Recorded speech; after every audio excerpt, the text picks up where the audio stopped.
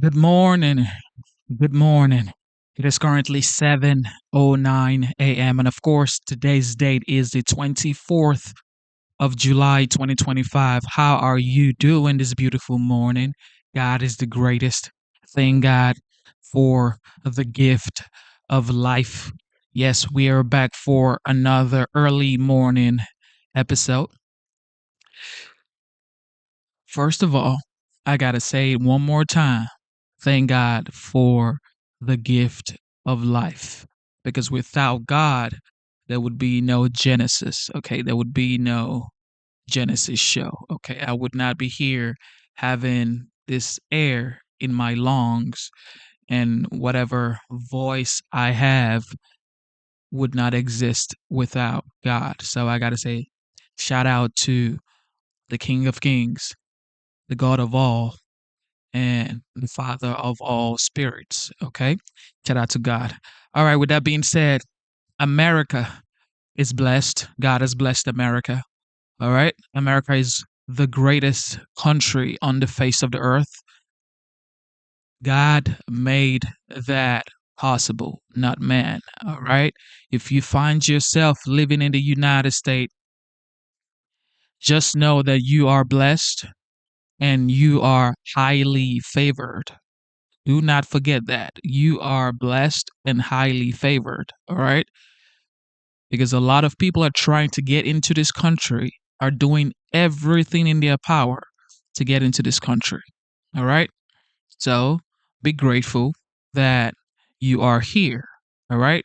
And like I always say, it is country first before parties. Okay. You are not a Democrat first. You're not a Republican first. You are an American first before you are a Republican or a Democrat. All right. So show some love to your fellow friends and neighbors and American sisters and brothers because they're not your enemy. All right. You're not really different. All right. When you start having a conversation with your neighbors, you would understand that you guys are actually the same and you have a lot in common. So get to having these conversations, whether you are a blue blooded Democrat or red blooded Republican or independent or whatever you are. Start having a conversation with people, shake hands, introduce yourself, and listen to why people believe what they believe. All right. That's how we start the conversation. Okay.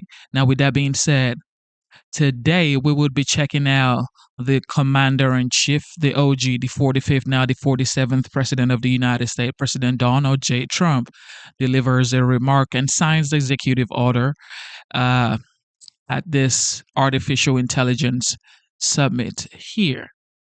And after that, we're going to check out subsequently what is going on some very, uh, I would say, conservative cable networks. Yesterday, we checked out liberal network, which everybody knows, you know, the liberal networks like CNN. We were on CNN yesterday. So today we would check out the president, listen to him for about an hour, and then we would go over to the other networks and see what's going on around the United States. Ladies and gentlemen, welcome to the Genesis Show. Be nice, be kind in the comment section, and have a good time. All right, here we go. Thank you very much, everybody. What a great song that is, but we'll cut it a little short because we have some business to discuss. What a group of smart ones we have in front of me today. That's about as good as it comes. Up here, the brain power, the greatest power of them all, the brain power.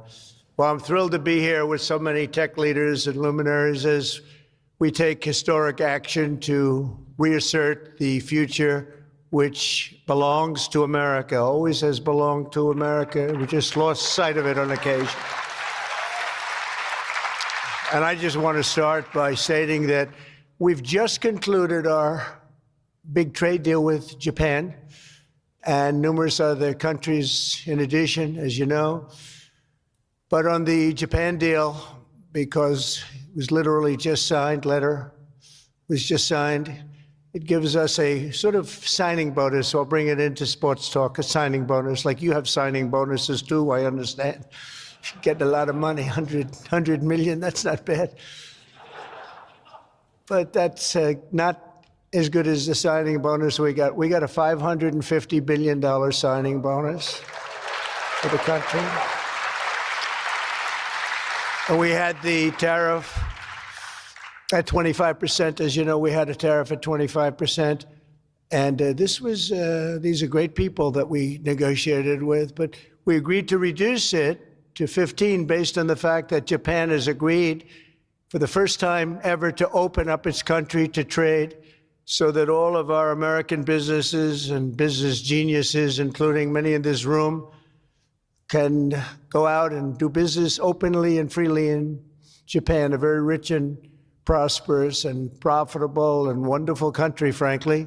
And we will pay a zero tariff as we do business in Japan. So we're paying zero, they're paying 15. We're getting $550 billion. And to be exact, it's 90% of that, but we control the whole lot of it. And it's really been great. And they're very happy, and their stock market went up, and our stock market went up, and that's supposed to be the way it is. Ours went way up, and theirs went up. And we've made numerous other deals like that. But the opening up of a country is very important to us. We have numerous countries that have opened their doors, just made some incredible transactions, but we're going to have a very, very simple tariff for some of the countries. We have so many countries, you can't negotiate deals with everyone, so we'll have a straight, simple tariff of anywhere between 15 and 50%. A couple we have 15 because we haven't been getting along with those countries too well. So we just say, let's pay 50. And that's the way it is. But remember, we get countries that were closed, always closed. Everyone in this room would never remember any of them to be open. We've offered such a deal to the European Union where we're in serious negotiations. And if they agree to open up the union to American businesses, then we will let them pay a lower tariff. So the tariff is very important, but the opening of a country, I think, can be more important if our businesses do the job that they're supposed to be doing. Such openings are worthy of many points in tariffs, and they're a good thing, not only for, as an example, Japan or Europe, but certainly a great thing for America because it allows our businesses to go out and fairly compete and do really well if they compete properly, like the people that I know. Everyone in this room practically I know has competed very successfully. I haven't seen any, and I know the losers just like I know the winners. I tell you, I don't see any of the losers here. But now if some of the countries that pay 25% or more on autos complain, remember that Japan was willing to pay upfront the $550 billion for that privilege of negotiating with the United States of America. We also made a deal yesterday with the Philippines and Indonesia, which in both cases will be opening up their country. And we're in the process of completing our deal with China. And as you know, the UK, we made a deal. It was a very good deal for everybody. Everybody's happy. It's always nice when everybody can be happy. But mostly we'll be charging straight tariffs to most of the rest of the world because we have over 200 countries. People don't realize that's a lot of deals. Even if you're like me, a deal junkie, that's a lot of deals. That would be too much for anybody. Ooh. How did we do with this country that I never heard of? We got a lot of deals cooking, but America is taking in hundreds of billions of dollars like it never has before.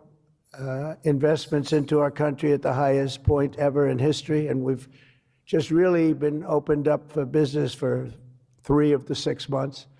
The first couple of months, we got ourselves all set, done a great job with our military. As you know, you saw that 2 weeks ago when you saw the way those incredible B-2s flew into Iran and took out an entire nuclear potential deadly force.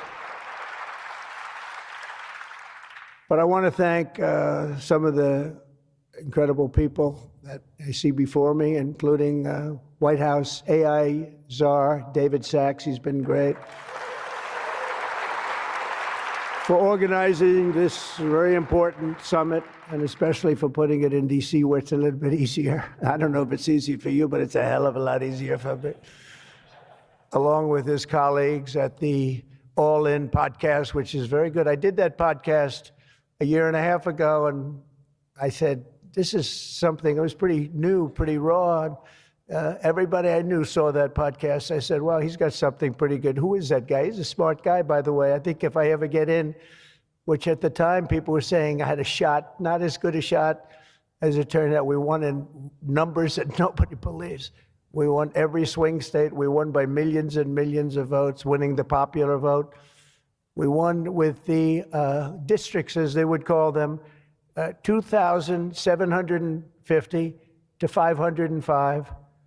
And that's why the map is almost completely red, except for a couple of little blue areas on each side of it. But it was a great experience, frankly, for me. And hopefully it's a great experience and been a great experience for our country, because they're saying we had the greatest 6 months that a president has ever had, the opening 6 months. And I'm not even sure, maybe 6 months. I'm not sure it's the opening, but let's call it the opening 6 months. It sounds a little bit nicer. I want to also say hello and thank to Chamath and his wonderful wife, Nat. Thank you very much for being here. Thank you very much. It was great seeing you again. Great couple. David Friedberg, and even, as we know, Jason Calacanis. I say even. Thank you, Jason. Thank you, Jason. I appreciate that. Yeah, he's a good person. Thanks as well to the Hill and Valley Forum and our future Undersecretary of State, Jacob Hellberg. Good work. Good. Stand up, Jason. Good. I met him a year and a half ago, and I was very impressed. I said, let's bring him in. We bring in a lot of smart people. And David's been unbelievable as the job he's doing. Along with Secretaries Doug Burgum, who's been incredible. Doug? Thank you. Thank you, Doug. Great job. He's producing low-cost energy. We're down to $64. I want to get it down a little bit further if we can. I don't know if the oil companies love that or not, but we want to have very inexpensive electricity so that you can power up the plants, because you need more electricity than any human beings ever in the history of the world. When I heard what you really need, I said, you got to be kidding. Double what we produce right now for everything, right?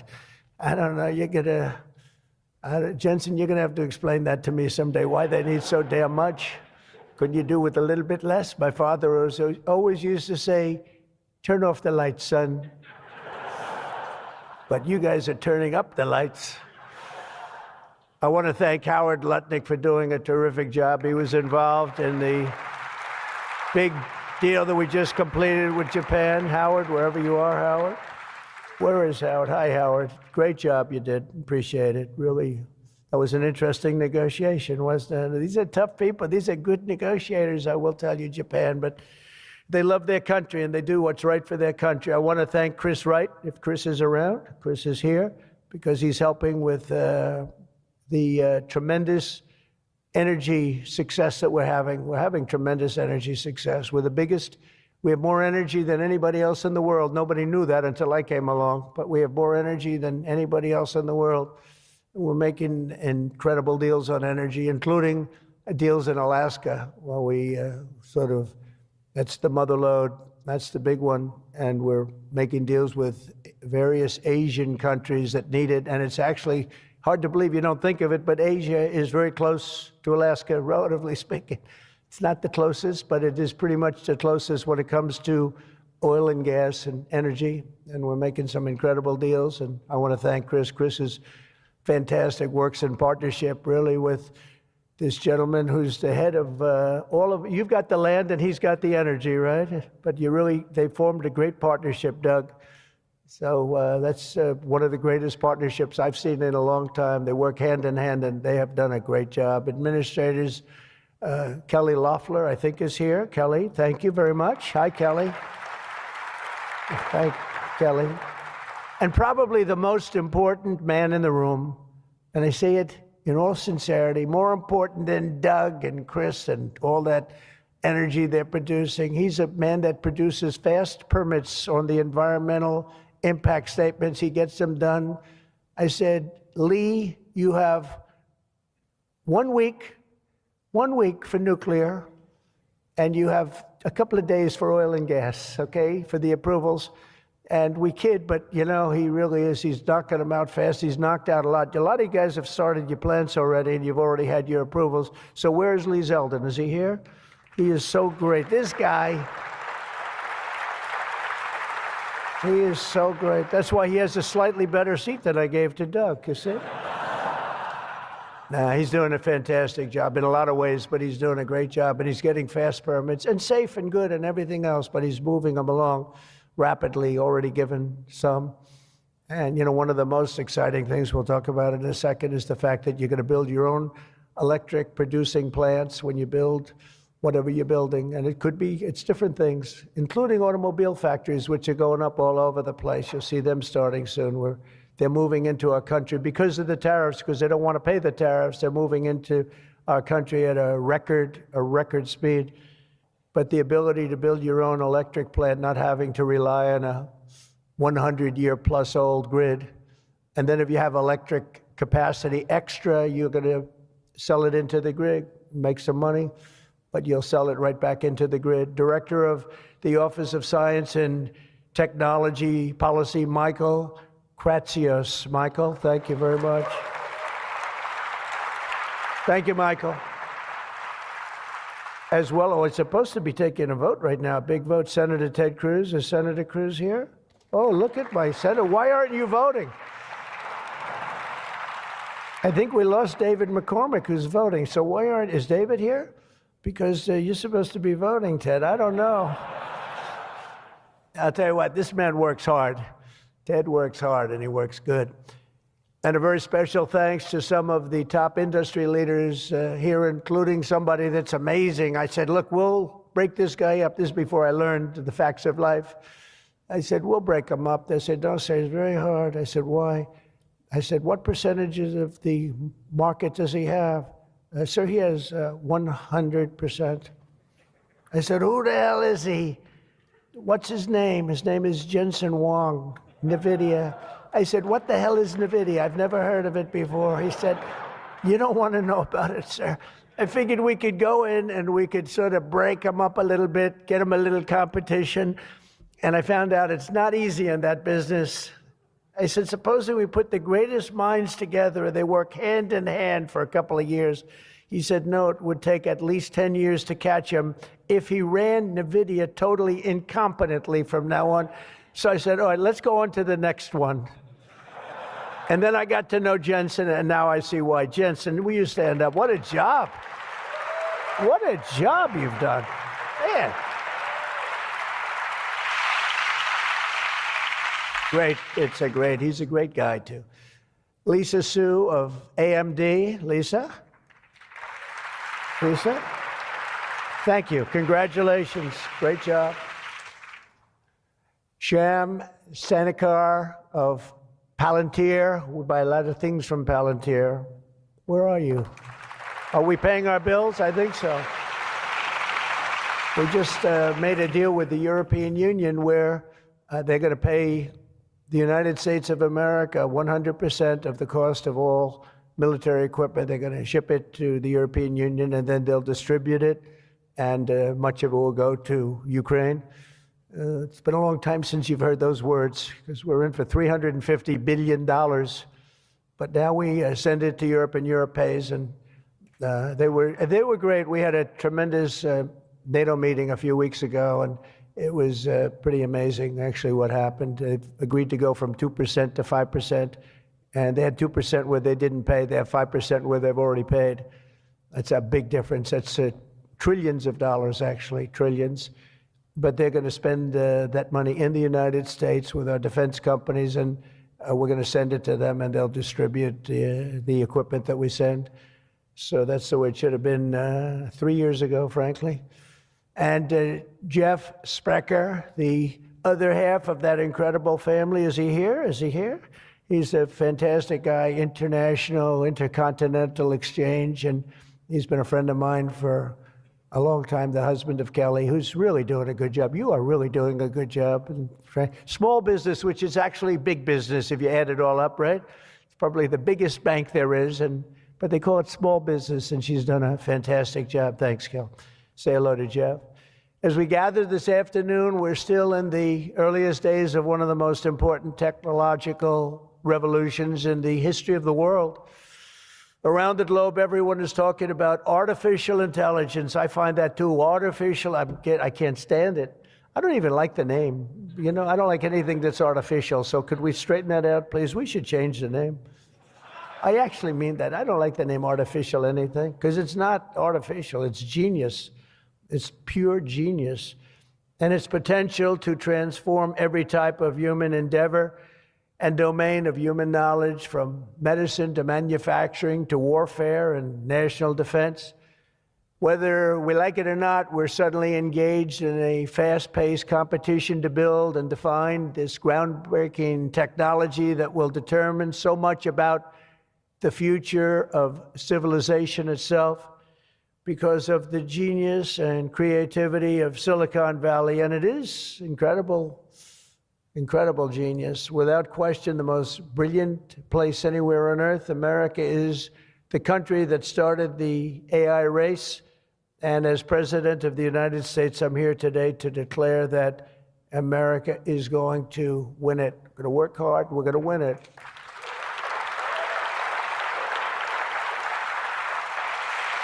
Because we will not allow any foreign nation to beat us. Our children will not live on a planet controlled by the algorithms of the adversaries advancing values and interests contrary to our own. We don't want to have contrary interests. We want to get along, and we'll get along with other countries. We're having a great relationship, as I told you, with those countries that we mentioned, with Japan and Indonesia and so many others.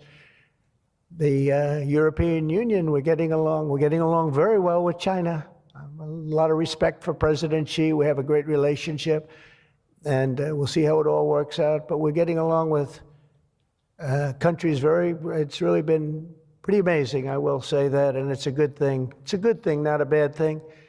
So from this day forward, it'll be a policy of the United States to do whatever it takes to lead the world in artificial intelligence, such an important thing happening. This is really something that nobody expected. It just popped out of the air, and here we are.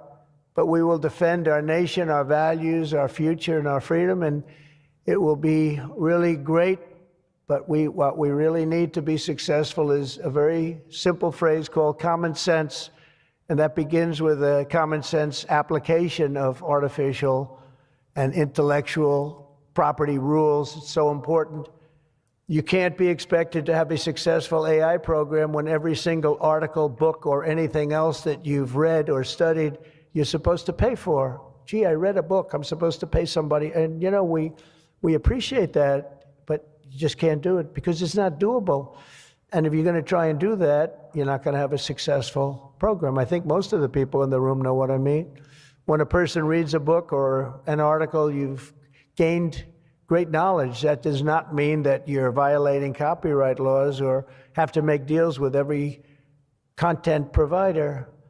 And that's a big thing that you're working on right now, I know, but you just can't do it. China's not doing it, and if you're going to be beating China, and right now we're leading China very substantially in AI, very, very substantially, and nobody's seen the amount of work that's going to be bursting upon the scene. But you have to be able to play by the same set of rules. So when you have something, when you read something, and when it goes into this vast intelligence machine, we'll call it, you cannot expect to every single time say, oh, let's pay this one that much, let's pay this one. It just doesn't work that way. Of course, you can't copy or plagiarize an article, But if you read an article and learn from it, we have to allow AI to use that pool of knowledge without going through the complexity of contract negotiations, of which there would be thousands for every time we use AI.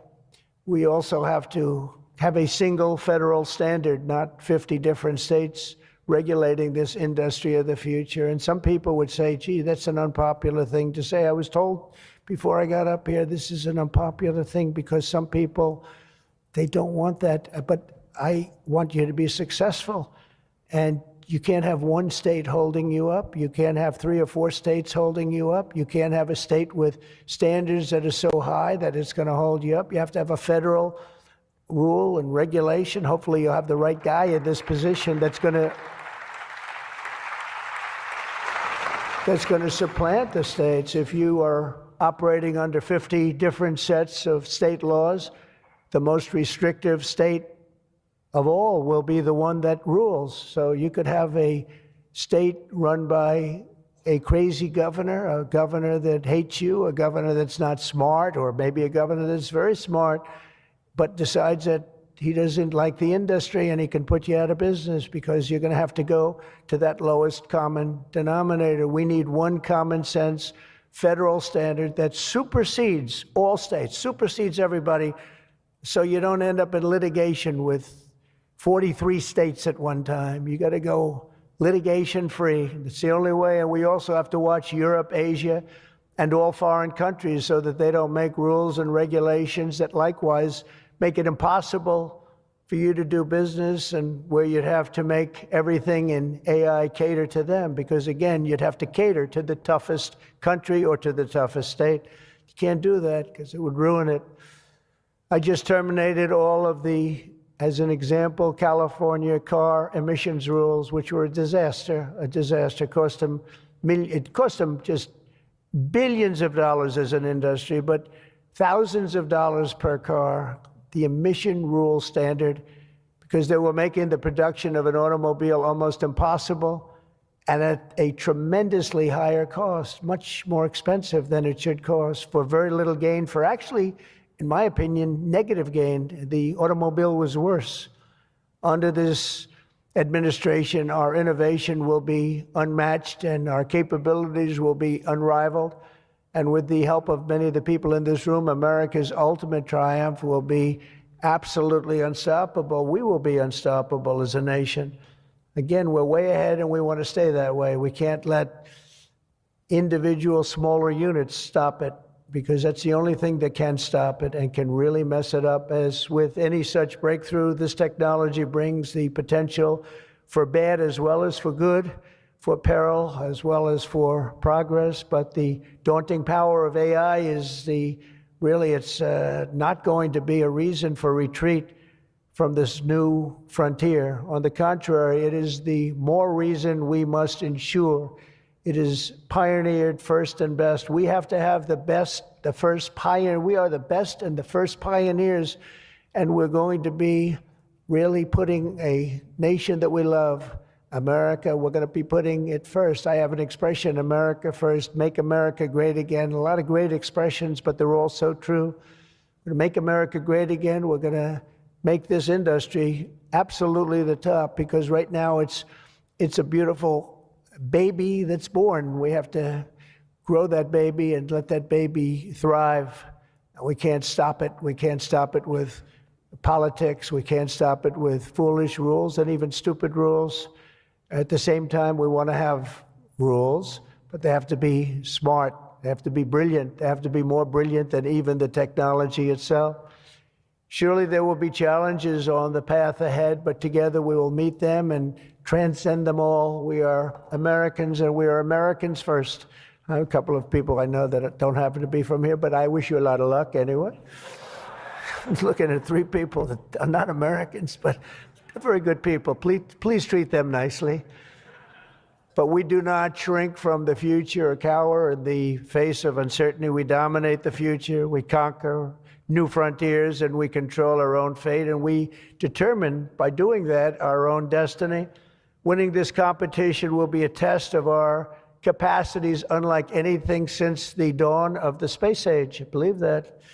it's hard to believe as the president, the amount of enthusiasm for this one industry. I mean, I can talk about cars where we're doing incredibly well. We have car companies moving in all the time, but I talk about other industries. Everybody's saying this is going to dominate the world, going to dominate every industry that ever conceived. I don't know if that's true. I don't know if it's true, but I can tell you that a lot of very brilliant people think it is true. It'll dominate everything. It will challenge us to marshal all of our strength and flex the muscles of American ingenuity and resolve like probably never before. It will require us to blast through obsolete systems, cut through thickets of regulation. We've got to get rid of some of the regulation, but we want good regulation and rebuild the industrial bedrock of our country. And perhaps most importantly, winning the AI race will demand a new spirit of patriotism and national loyalty in Silicon Valley and long beyond Silicon Valley.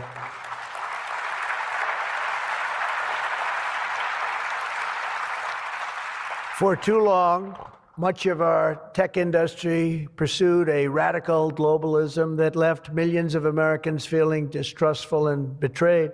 And you know that. Everybody knows that. Everybody in this room certainly does. Many of our largest tech companies have reaped the blessings of American freedom while building their factories in China, hiring workers in India, and slashing profits in Ireland. You know that? All the while dismissing and even censoring their fellow citizens right here at home. Under President Trump, those days are over. We need U.S. technology companies to be all in for America. We want you to put America first. You have to do that. That's all we ask. That's all we ask. To partner with our tech geniuses in achieving this vision today, we're releasing the White House AI Action Plan. Big stuff. We're signing it right after this. In fact, I see it sitting right there. Maybe I should just sign it right now. Who the hell has to make the rest of this speech, right?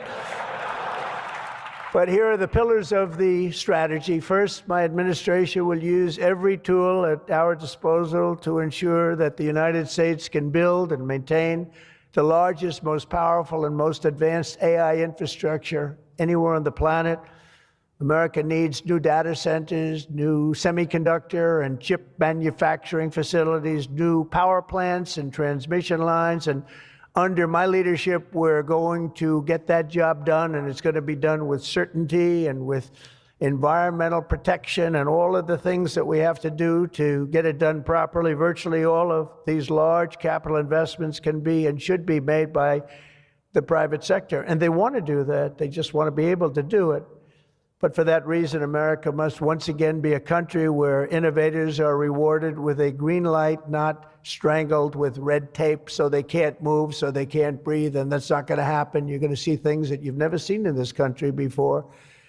So often, and I've been watching for many years, I've watched regulation. I've been a victim of regulation. A zone change that takes 6 years for a building in Manhattan or whatever, but I was good at zone changes, but it took a long time.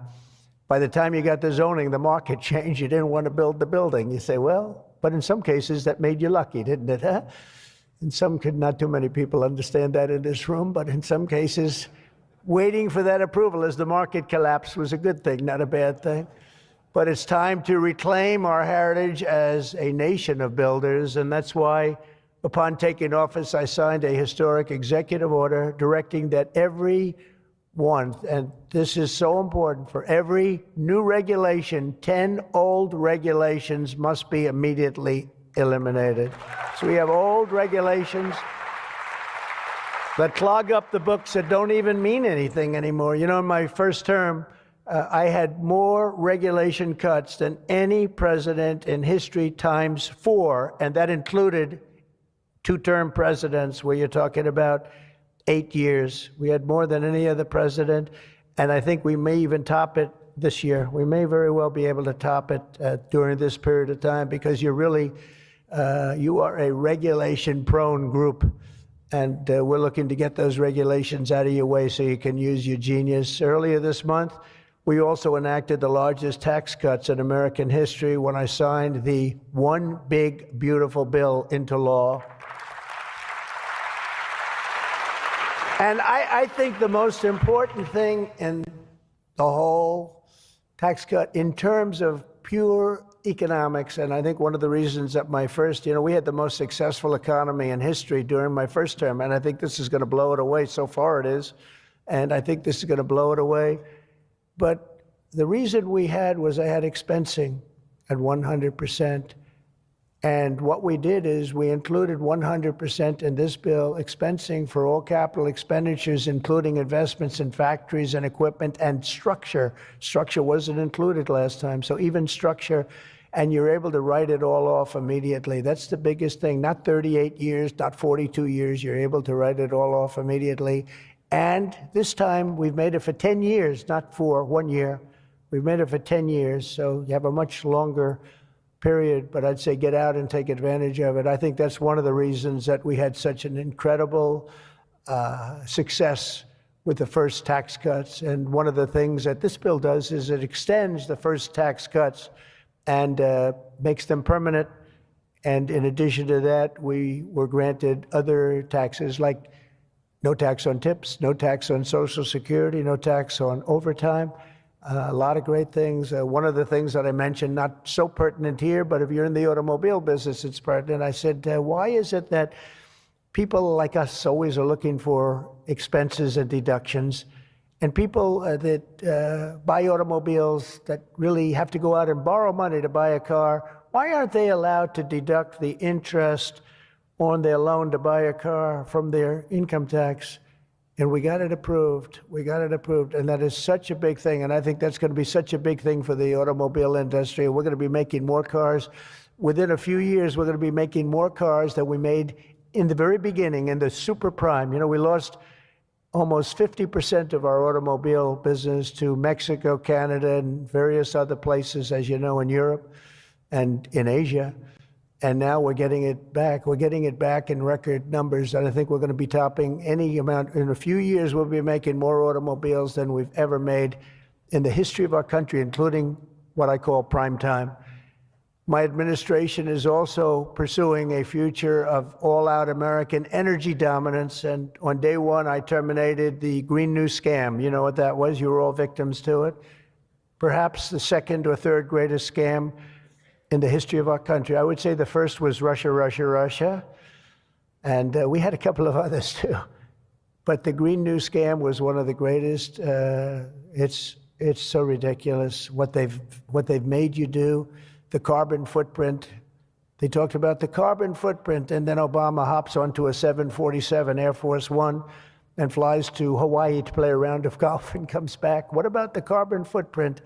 No, we didn't like that. And what Biden has done is absolutely terrible. He made it impossible, almost impossible for people to do business, not even talking about the border, where millions and millions of people flowed into our country, many from prisons, from jails, from gangs, from mental institutions all over the world. No, we're not doing that. We have to get them out. We've got 11,888 murderers, many of them committed more than one murder. Many of them, more than 50%, committed more murders. We're getting them out of our country, or in some cases, they're so bad, we're not getting them out. We're having to lock them up because we don't want them ever to come back, no matter how good we're doing. Last month, you probably read, we had 0 people enter our country illegally. And over the last number of years, you'd have hundreds of thousands, literally hundreds of thousands of people a week pour into our country, totally unvetted and unchecked. And what the hell were they thinking? What they've done to our country is so sad, and we can never forget it. But we're unleashing all forms of energy, including natural gas, oil, and clean, beautiful coal. I instructed my people, in the form of Chris and Doug in particular, you are not allowed to say the word coal without saying clean, beautiful in front of it. You can only say clean, beautiful coal. It's a little embarrassing because we had somebody making a speech the other day, right? And he mentioned the word coal about 30 times because that was the subject. And he kept going clean, beautiful. I wanted to say, okay, just take it easy. You could just, got a little bit crazy, right, Doug? But it's, China's using it. They're building now 57 big power plants, all fueled by coal. And we have to compete, we have to win, and we're going to have clean, beautiful coal, but we have more coal than any. We have more anything in terms of energy than anybody, oil and gas. We also have more coal. In May, I also signed an executive order to rapidly begin construction of safe, reliable nuclear reactors. That's a big thing now. And many of you are going to be using nuclear. You know, I had problems with nuclear. I saw some of the things, but what they've done with nuclear is like what you've done with AI and other things. It's incredible, actually. It's long-term, it's inexpensive, it's safe. What they've done is really amazing. So we opened up the industry, very strict rules, but we opened up the industry, and some of you are going to choose nuclear over oil and gas or whatever it might be. Under the last year of Biden, China added 11 times as much power generation capacity as did the United States. Can you imagine that 11 times? Under the Trump administration, we will be saying those very famous campaign words, drill, baby, drill, and build, baby, build. And we will be adding at least as much electric capacity as China. We think we're going to catch them and maybe even have something a little bit extra. They're going very rapidly, but so are we. And we'll be doing at least as much, and every company will be given the right to build their own power plant. So when you build, you can build your power plant with it, and you are essentially going to become your own utility. It's a utility to yourselves. And as I said, any excess energy you're going to sell back to the grid and make plenty of money doing it. As a result of these pro-American policies since my election, we're seeing trillions and trillions of dollars in new investments. So at this moment, we have almost $17 trillion coming into this country. There's never been a period of time like that. And that's in a period of a few months.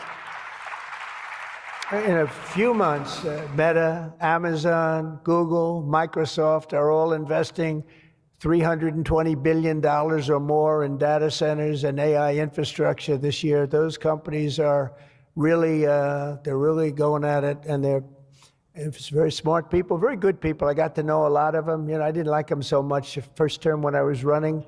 I wouldn't say I was thrilled with them, but I've gotten to know them and like them. And I think they got to like me, but I think they got to like my policies maybe much more than me. NVIDIA has committed $500 billion over the next 4 years. Thank you, Jensen. I'm sure that'll be a good investment. If you're doing it, it's good. Thank you very much. It's a great statement. Last week, I was in Pennsylvania as 20 companies announced $92 billion with David McCormick, senator, great guy from Pennsylvania. $92 billion in energy and data center projects, including what will soon be the largest natural gas power plant anywhere in North America. They're going to town. It's already under construction, the largest in North America by far. For decades, we had leaders who spent their time focused on building up foreign nations. Under the Trump administration, we are going to have leaders who are going to build up our nation. This colossal investment in AI infrastructure and many other industries, for that matter, such as automobiles and so many other things, will also create thousands and thousands of great-paying jobs, the kind of jobs we want, including lots of blue-collar jobs. And you know, our numbers are very good right now, but wait till you see these numbers in 2 years from now. It will mean higher wages and more opportunity for millions of energy workers, HVAC technicians, engineers, electricians, and the hardworking citizens who make our country run. These are great people that make our country actually run. To ensure America maintains the world-class infrastructure we need to win today, I will sign a sweeping executive order to fast-track federal permitting, streamline reviews, and do everything possible to expedite construction of all major AI infrastructure projects. And this will be done. You will get so good a service in so many ways, not only from Lee with the environment, but you need many other types of permits, and you're going to go so fast. You're going to say, well, wait a minute, this is too fast. I didn't expect to go this quickly. This is a problem. I may cause a problem in opposite. But including factories, data centers, and power plants of all kinds, the United States will have total industrial and technological supremacy. The second pillar of our action plan for AI dominance is to get the entire world running on the backbone of American technology, and I think that's very much happening right now, and I think it's going to happen. The last administration was obsessed with imposing restrictions on AI, including extreme restrictions on its exports. As you know, they made it very difficult to export. This alienated American partners and drove even our friends into the arms of China and other countries. That's why upon taking office, I repealed the so-called Biden diffusion rule. Can you imagine that? That crippled American AI exports, the Biden diffusion rule. I wonder who came up with that name, because he has no idea what it is. He had no idea what it was. He came up with a rule. I wonder who drew that one. I wonder, was that signed by the Autopen, I think, because they went to him and said, we're going to do a diffusion rule. Mr. President, what? What? It's okay, the Autopen will take care of it. It's one of the greatest scandals in the history of our country, let me tell you. Under my administration, we will maintain necessary protections for our national security, but we will never forget that the greatest threat of all is to forfeit the race and force our partners into rival technology. We're not going to do that. We're not going to do that. Okay? Not going to let that happen. That could be the end. When I traveled to the Middle East in May, every leader I met was thrilled to do business with American tech firms and with America, and they were all thrilled to meet me, believe it or not. It's hard to believe, isn't it? But they were. By the way, most powerful woman in the world is here today. Susie Wiles, stand up, please. Susie Wiles, Chief of Staff. She can take out a country with a mere phone call. No, they just voted her the most powerful woman anywhere in the world. She might be the most powerful person in the world, I think. But she's done hasn't she done a good job, though, huh? Good. But we're going to come home with trillions and trillions of dollars in deals, and that's the way it is. But the King of Saudi Arabia, I met three great leaders. I went to three countries predominantly. King of Saudi Arabia said, and I can say that Qatar and UAE, the leaders, brilliant guys, great people, they said the same thing. They said, you know what, that 1 year ago, your country was dead. It was a dead country. They were looking at China, they were looking at other places, but you had a dead country. And today, Mr. President, you have the hottest country anywhere in the world. They said that, and they meant it so strongly. And when I went to NATO 2 weeks ago, where we made the deal where they pay 5% instead of 2%, they said the same exact thing. They said, boy, I tell you what a difference it is. It's a year ago, you people were dead. We didn't think you were going to make it as a country. Today, you're the hottest country in the world. They all said it. All those leaders said it, 30 of them. So today, I'm signing another major executive order that will turn America into an AI export powerhouse. Under this order, Secretary Lutnick and Secretary Marco Rubio's doing a great job as Secretary of State, will work to rapidly expand American AI exports of all kinds, from chips to software to data storage of all kinds. And that's very important. That's going to give you the freedom to do what you want to do. And third, once and for all, we are getting rid of woke. Is that okay? Because I know you had to hire all woke people. I heard you had to hire all woke people under some of these things. How about the chips, where they give you the chip nonsense, where they give you billions of dollars if you only build a chip company? These people have plenty of money. They don't need the money. They need the permits. They need the rights to do it. They don't want to pay tariffs, so they come and they build here. That's why they're coming here. They like, number one, they like me, but they like not having to pay tariffs even more. And they're coming. But Biden gave billions of dollars to companies that have nothing but cash. And they don't say where to build. It's just give them money. But here's the problem. They have to hire lots of woke people. And they say woke isn't for this particular industry. We've noticed that. They're not for a lot of industries, if you want to know the truth. So the guidelines were impossible. They're going to give you money, but you got to hire this and this and this and that. And I don't want to get into it too much because I don't want any controversy today. But you have to hire a lot of people that were not into this particular world that you're in. And so therefore, all the money they gave didn't mean a damn thing. One of Biden's worst executive orders established toxic diversity, equity, and inclusion ideology as a guiding principle of American AI development. So you immediately knew that was the end of your development. But the American people do not want woke Marxist lunacy in the AI models, and neither do other countries. They don't want it. They don't want anything to do with it. That's why on day one, I very proudly terminated Joe Biden's order on woke AI effective immediately. You don't have any of those crazy rules. Crazy rules. And in just a moment, I will be signing an order banning the federal government from procuring AI technology that has been infused with partisan bias or ideological agendas such as critical race theory, which is ridiculous. And from now on, the U.S. government will deal only with AI that pursues truth, fairness, and strict impartiality. We're not going to go through the craziness that we've gone through for the last 4 years. And then we skip 4, and then you go back, and it started then. But it hung around a little while. Now it's not hanging around at all. Now it's actually very uncool, as somebody told me the other day. It's so uncool to be woke. I encourage all American companies to join us in rejecting poisonous Marxism in our technology. It'll be very interesting to see what's happening in New York, because they're actually thinking about electing a communist in New York. They like to call him a socialist. He's not a socialist. He's a communist. But don't worry, you're going to be okay. He still has to get his money from the White House, and that's not going to happen until he shapes up. But as an example, we are not going to allow men to play in women's sports. That's an example. That's one. And they say that's an 80-20 number. They say 80% would be against it. No, it's not 80-20. It's about 97-3. And I don't know who the 3 are. I've never seen anybody.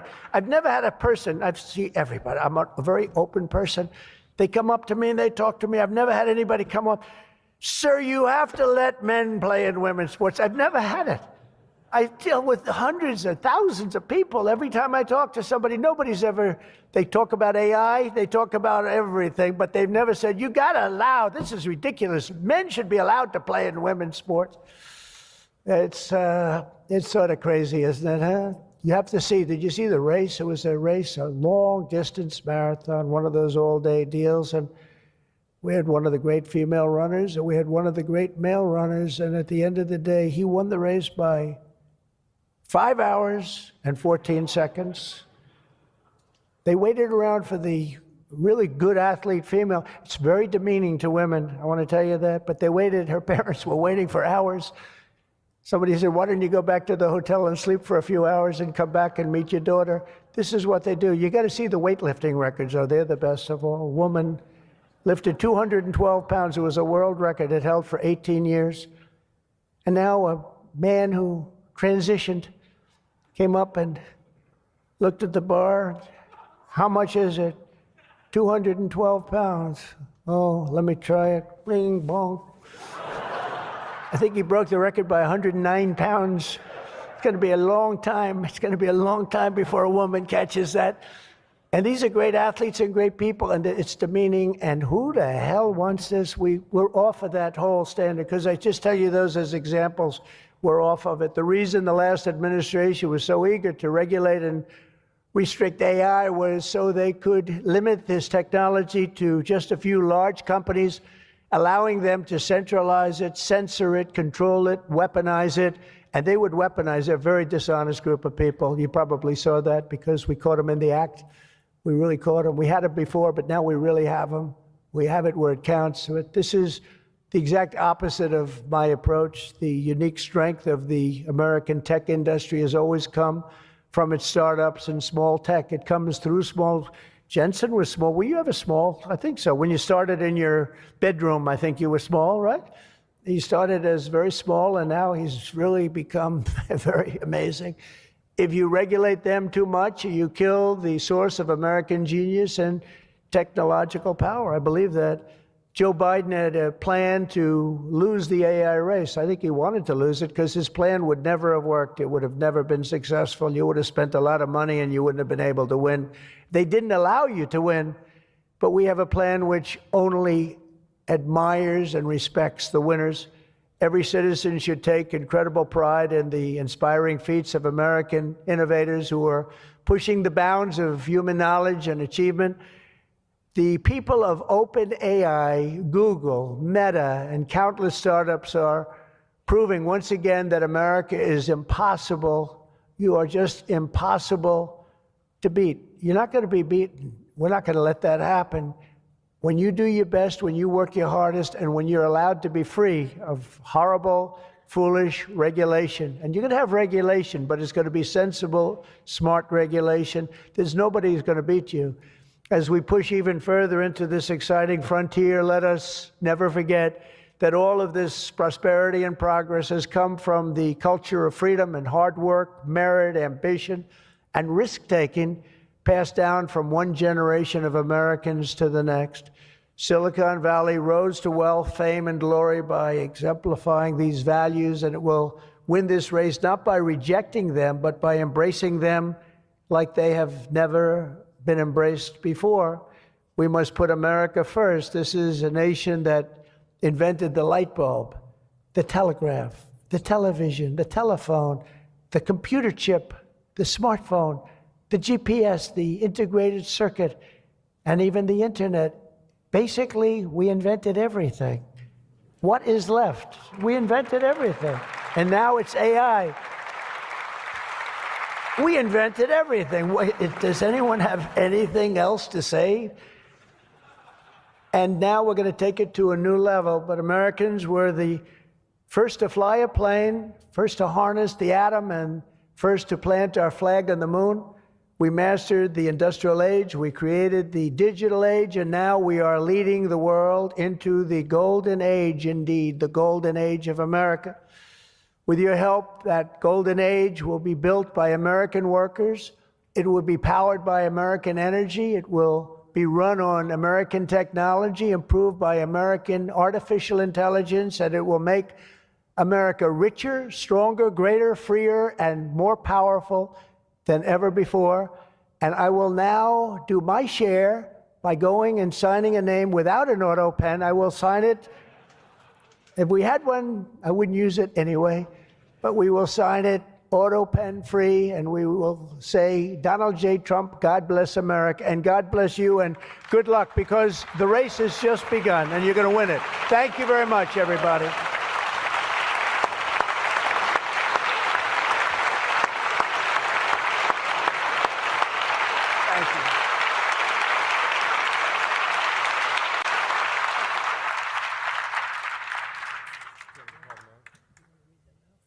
Yes, sir, Mr. President.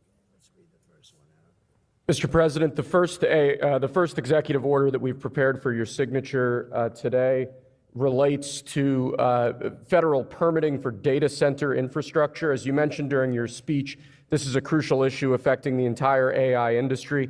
What this executive order will do is establish fast-track permitting and ensure that the federal government is working to get data centers approved and through the permitting pipeline as quickly as possible.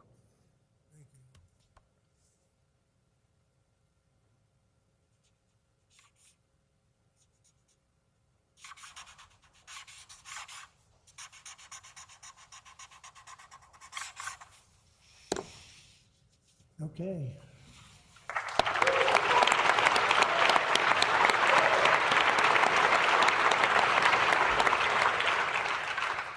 As you said before, sir, it's absolutely essential that American AI models and the American AI industry dominates the future of this industry around the world. What this next executive order will do is promote, through various instrumentalities of the federal government, the export abroad of American AI models to ensure American AI dominance in the future.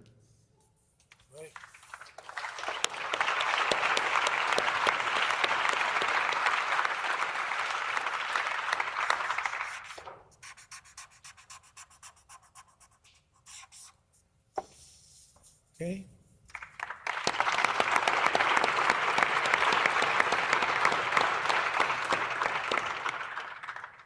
And lastly, sir, as you said in your speech, we don't want woke AI. We want AI models based on accurate information that give accurate information and accurate answers.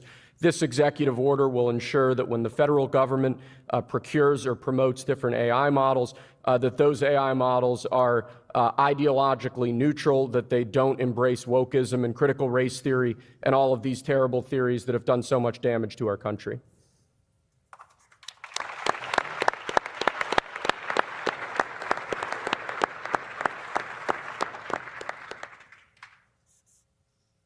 Thank you very much. Thank you, my friend. Good job.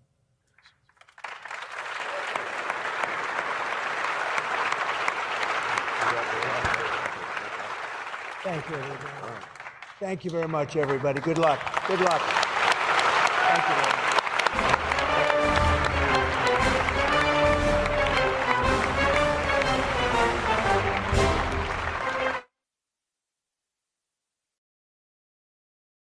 That was the OG, the 45th, now the 47th President of the United States. So, now, like I promised you guys, we're going to move forward and we're going to see what's going on the conservative side. Yesterday, we did the liberal side. So, of course, Fox News is conservative for sure, and CNN is the liberal side. So, we did CNN yesterday, today, Fox. All right. So, with that being said, there's this claim that the Obama administration actually was involved in some Russian hoax, okay? According to DNI, Tulsi Gabbard, she has some declassified information and she shared it with the world. She shared it yesterday in the White House with Caroline Leavitt, the White House press secretary. So we're going to check that out here. But before that, let's listen to what they're saying here. Tulsi Gabbard now claims to have uncovered evidence the Trump-Russia collusion investigation resulted from, quote, manufactured intelligence. She says it was designed to discredit the president-elect back in 2016. Here she is yesterday. There's no question in my mind that this intelligence community assessment that President Obama ordered be published, which contained a manufactured intelligence document. It's worse than even politicization of intelligence. It was manufactured intelligence. All right, Justice Correspondent David Spunt is live out of Washington, D.C. for us. Good morning, David. What can you tell us? Hey, Jillian, good morning. In 6 months, it'll be 2026, but for some, 2016 will not go away, and this administration has no plans for it to go away, uncovering new information. DNI Gabbard believes that Team Obama altered intelligence from Russia in saying Russia was not involved in the 2016 election to Russia was involved in the 2016 election shortly before Trump took office. She sent information for the DOJ and the FBI for possible prosecution. This is not a Democrat or Republican issue. This is an issue that is so serious it should concern every single American because it has to do with the integrity of our democratic republic. Fox News Digital obtained a declassified copy of the presidential daily brief for President Obama dated December 8, 2016. It reads in part, we assess that Russian and criminal actors did not impact recent U.S. election results by conducting malicious cyber activities against election infrastructure. It continues, Russian government-affiliated actors most likely compromised an Illinois voter registration database and unsuccessfully attempted the same in other states. But in 2020, a bipartisan Senate Intelligence Committee investigation found that while the Trump may not have accepted Russian help, Russia did meddle in some form or another. The chairman of the Intel Committee at the time was Marco Rubio, then Florida senator, now the top diplomat to the United States. And in 2020, he put out a statement that said the committee found absolutely no evidence that then candidate Donald Trump or his campaign colluded with the Russian government to meddle in the 2016 election. What the committee did find, however, is very troubling. We found irrefutable evidence of Russian meddling. Senator Jim Himes is a Democrat from Connecticut on the Senate Intelligence Committee. Tulsi Gabbard accusing a former president of treason. Let's see if they bring charges. They won't. They won't, because there's not a judge in the land, not a single judge, who will treat this with anything other than laughter that will be heard from the Atlantic to the Pacific in this country. Himes pointed to the fact that Russians connected to the Kremlin bought Facebook ads to damage Clinton's campaign, hoping it would prop up Trump's campaign. But Tulsi Gabbard says she wants it investigated by law enforcement. Back to you. All right, David Spun in Washington for us this morning. Thank you. So more on this, want to bring in investigative journalist Matt Taibbi. Matt, thanks for joining our program today, and good morning to you. Good morning. A lot of the usual suspects, Clapper, Comey, Brennan, et cetera. But also Barack Obama is mentioned in a lot of this. And you read at Racket News that a source had told you that Obama is now, quote, center square in the Russiagate scam. Go ahead and explain that, then I've got questions for you after that. Sure. So the last major revelation that came out was that John Brennan and James Comey were the focus of criminal investigations that have been opened by the Justice Department. But these new documents that were released by Tulsi Gabbard and the Director of National Intelligence make it clear that the investigation is now aimed at the Obama White House, and in particular at Barack Obama, because of decisions that were made in early December of 2016 to suppress the presidential daily briefing and go ahead and order a new intelligence community assessment that ultimately would have much more aggressive conclusions about Trump and Russia. So a lot of this, December of 2016 into January of 2017, I'm assuming also. But Trump's people were in there for 4 years. And the current CIA director had his job for 8 months at the time. Did his people fail him? Why wasn't there more urgency on this and Trump 1.0 as there is now? Yeah, that's a complaint I heard a lot over the weekend from people who have been following this, and even from former officials who are close to Trump. One of them said to me, a former high-ranking Trump official said there was, quote, so much corruption in the last Trump presidency that this shouldn't have been overlooked, that these documents should have come out. Absolutely. But the overall sense I get is that everyone's happy that they finally are coming out, and they're looking forward to what is likely to come out this week. Okay, another question about Russia. Is the allegation they were trying to influence our election, or is the allegation that they actually changed votes? I think we need to be clear on that. What can we say? So it's both. The Democrats are making a lot of hay over this apples and oranges issue, that there was never any question that they didn't actually change vote tallies, but they did influence the election. Actually, there was some question about whether they had the ability to influence the election. There were quotes earlier from that year with the FBI saying they didn't have any evidence that they had done so, and they were uncomfortable making that statement. There were also quotes saying that they lacked evidence that Russia had the ability to impact the outcome of the election. So all of this would have been passed on to somebody like Michael Flynn, because presidents-elect are entitled to receive the presidential daily briefing. That's why this is important. It's not so much what the PDB did say, it's what it didn't say. It didn't say that there was a sweeping conspiracy to help Trump. And if they had that, it would have been a very different political picture going forward. Okay, looks like it's the DOJ's call next, and we'll see what they do.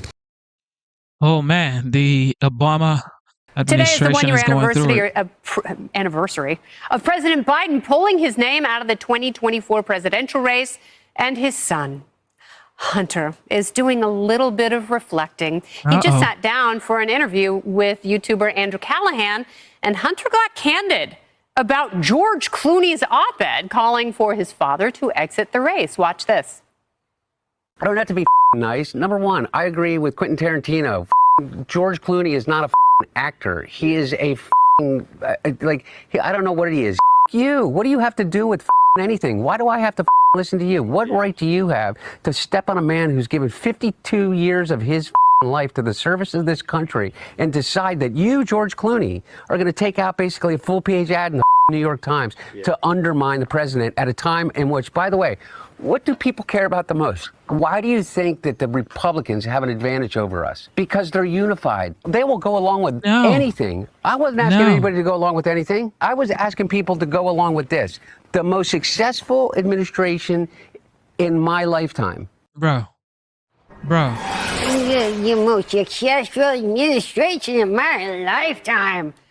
What is the point of Hunter Biden's media tour? I haven't the slightest idea, Kennedy. I think that the fact that 3 Washington journalists just wrote a tell-all book that basically blames Joe Biden's loss on his son Hunter and laid out examples of why that is. Maybe now he wants to go out there and defend it. But that is an obscure interview making crazy claims attacking George Clooney. He's apparently in this interview on the wrong side of the immigration issue, which, by the way, is the issue more than others that tanked his father's presidency. I'm so glad you brought that up, Griff. Let's take a little gander at Hunter Biden's hot take on immigration. Watch.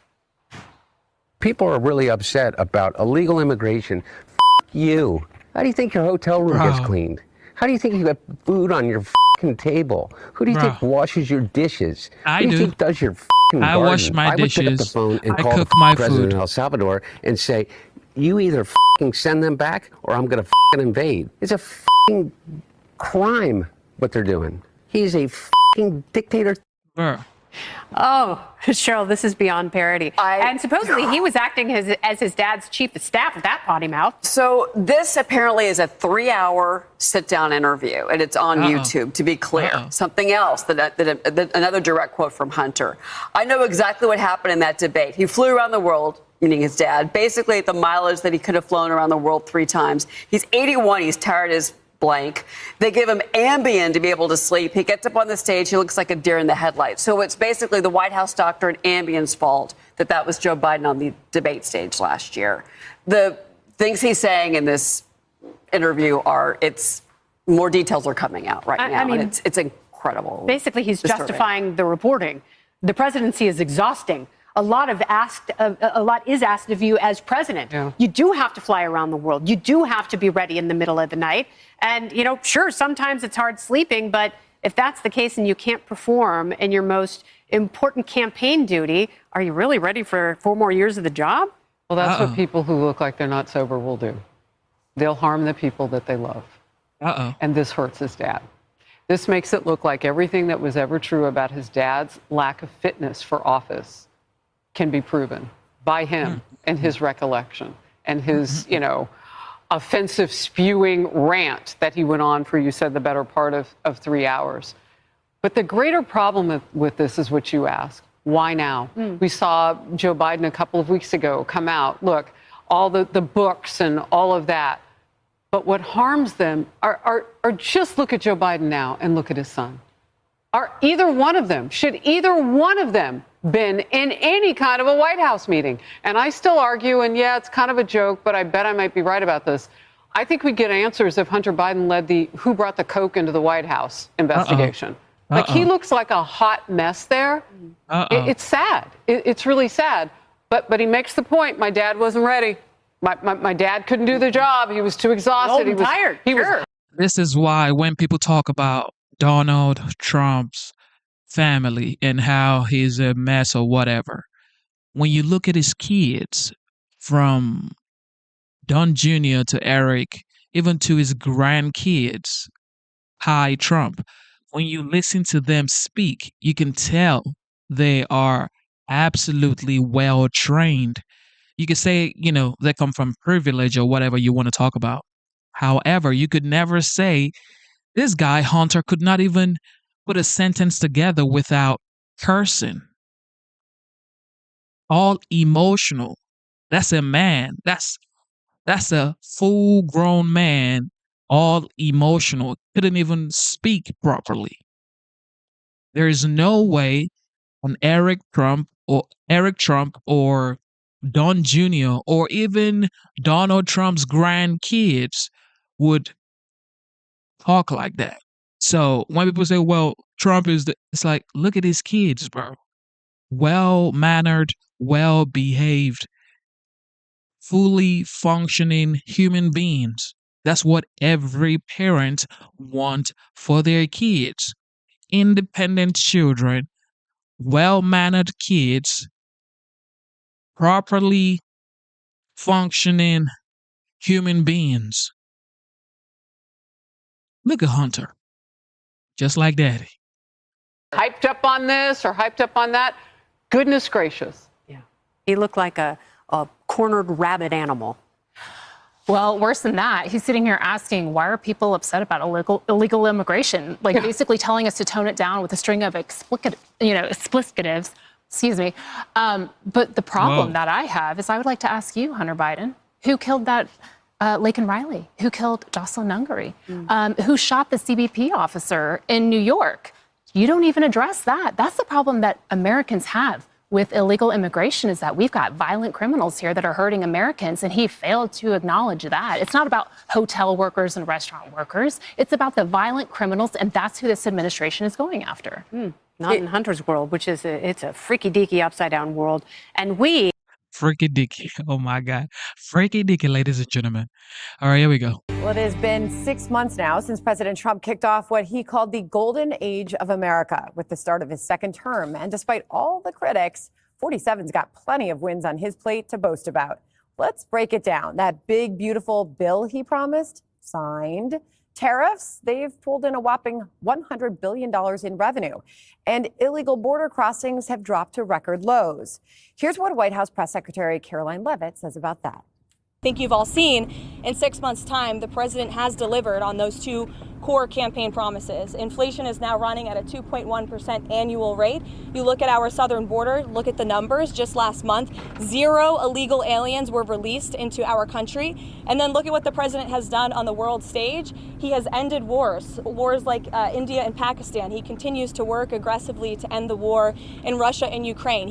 But don't just take the White House's word for it. President Trump's success at the border is showing up in the data.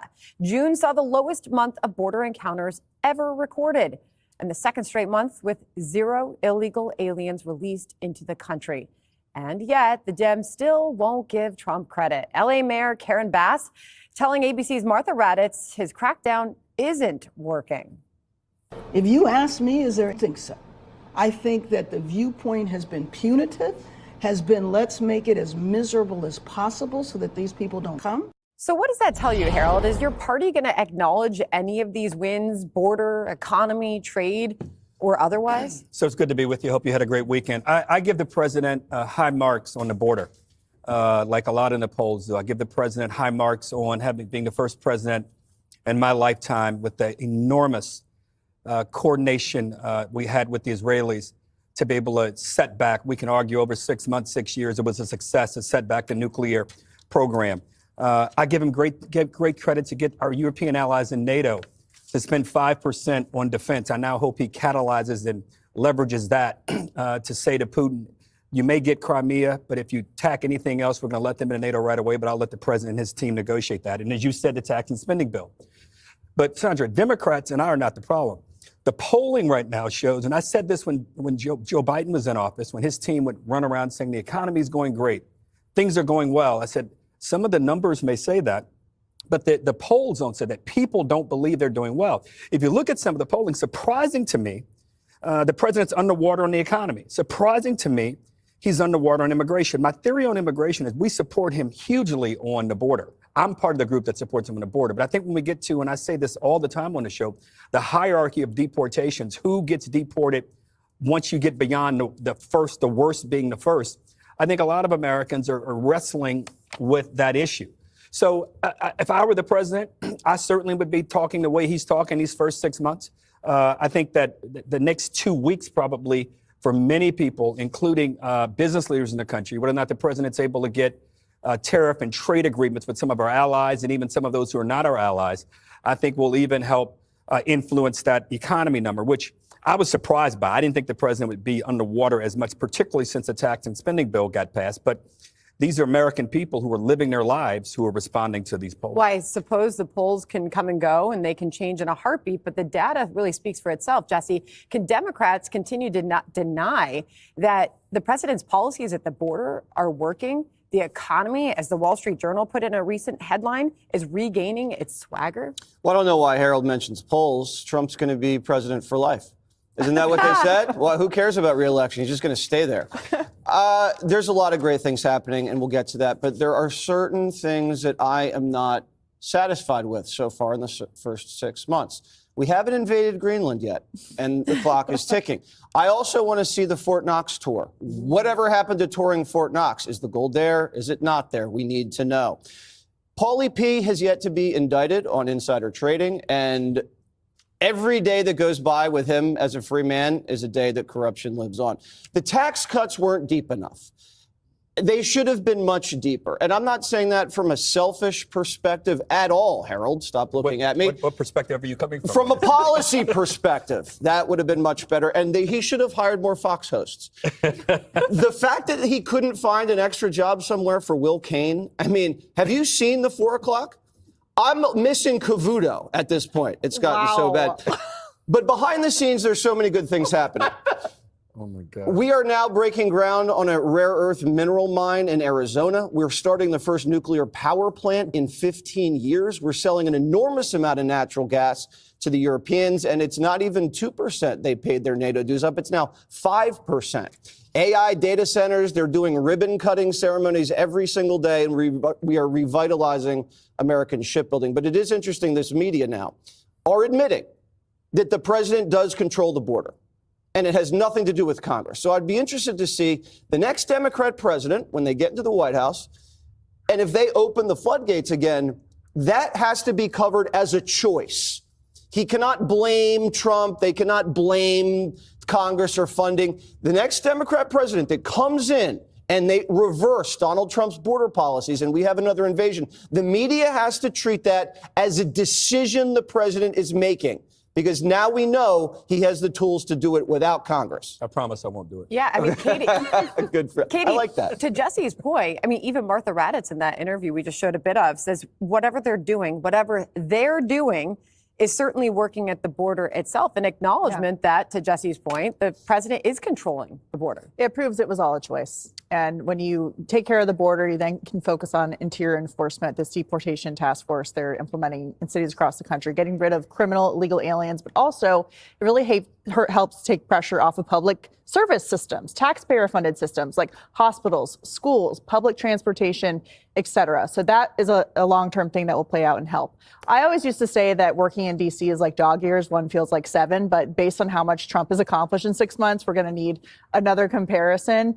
And these are not gimmick achievements. They are short-term, politically popular for the most part, and long-term, they help the country and the world, whether it's the AI that they pushed forward last week, whether it's the Bitcoin reserve they're doing, whether it's these agreements for NATO to pay more when during his first term, he was accused of wanting to end NATO. These are things that are long-term, not short-term. And Democrats can talk about the poll numbers slipping on the border issue, maybe by 1 or 2%, but their approval rating is in the 30s. And they're having a very hard time even figuring out where they stand as a party. So the president's doing pretty well. And also on the border issue, you know, it's easy to do the things on the surface, but when it comes to getting people out of these communities and the media onslaught of it's not fair to get rid of people here illegally, those are the hard things the president is doing. And they tap into people's emotions. But he's doing the things he said, and he set the bar for future politicians to campaign and then execute, not just campaign and then not do what they say. Very interesting. Greg, what has been your favorite part of the 6 months of the golden age? Well, there was that time I was in Miami. Was it Shakespeare who said the fish rots from the head? That's why her name is Karen Bass.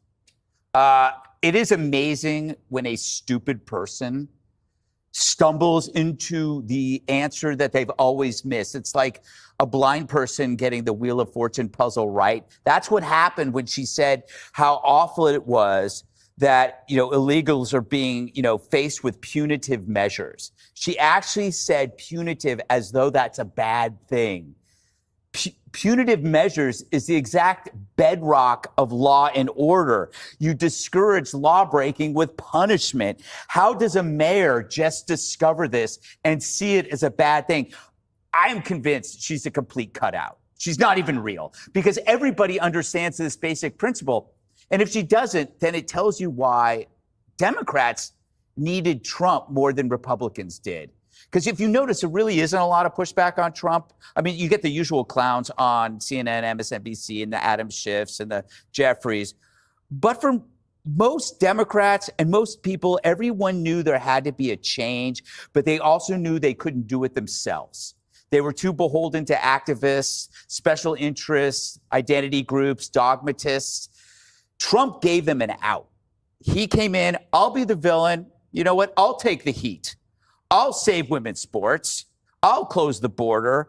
I'll loosen up regulations so people can start making some money. And you can say that you hate it, even though you really like it. It's like when you wake up the next day and you're relieved that the bartender cut you off when he did. The libs needed somebody to cut them off because they couldn't do it themselves. And so now it's a twofer. They get to blame Trump and hate Trump and benefit from his policies. Meanwhile, the Dems are kind of like a softball machine. They're always throwing these big, fat, slow pitches. And Trump just wails them over the fence. You know, what did they do? They attacked him in the beginning about gas and eggs. Two things that you can fix right away, and he does. Then you have the tariff thing. They said was terrible. Well, every week a new country comes to the table. He has a win like every 3 days. It's like a couple hundred countries, one after the other. Then if they come out and they say, oh my God, look on immigration, look at this Maryland dad, look at this woman who was kidnapped by ICE.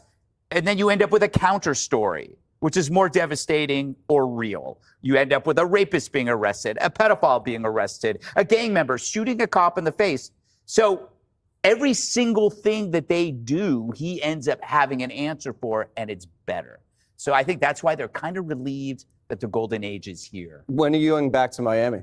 In a few weeks. Me and Will Kane are going. It's clothing optional. Because that was my favorite week, too, when you were gone. You guys. Click here to subscribe to. Thank you for tuning into the live show. All right, here we go. More on the 5. Hunter Biden is going on a Hunter, baby, warpath Hunter. on the 1-year anniversary of his dad, Joe Biden, dropping out of the 2024 race. The felon's son raged against George Clooney and other Democrats who he believes undermined Pops. Him and everybody around him. George Clooney is not a actor. He is a I don't know what he is. He's a brand. James Carville, who hasn't run a race in 40 years. David Axelrod, who had one success in his political life, and that was Barack Obama. And that was because of Barack Obama. Pod Save America guys who were junior speechwriters on Barack Obama's Senate staff, who have been dining out on the relationship with him for years, making millions of dollars. What influence does Jake Tapper have over anything? He has the smallest audience on cable news. I have a headache from all the beeping. Hunter also flying off the handle at the Americans who want to deport the millions of illegals his dad let into the country. People are really upset about illegal immigration. You. How do you think your hotel room gets cleaned? How do you think you got food on your table? Who do you think washes your dishes? Who do you think does your garden? Who do you think is here? Everything he just mentioned, from doing dishes to cooking your food to cleaning your home, I do it by myself.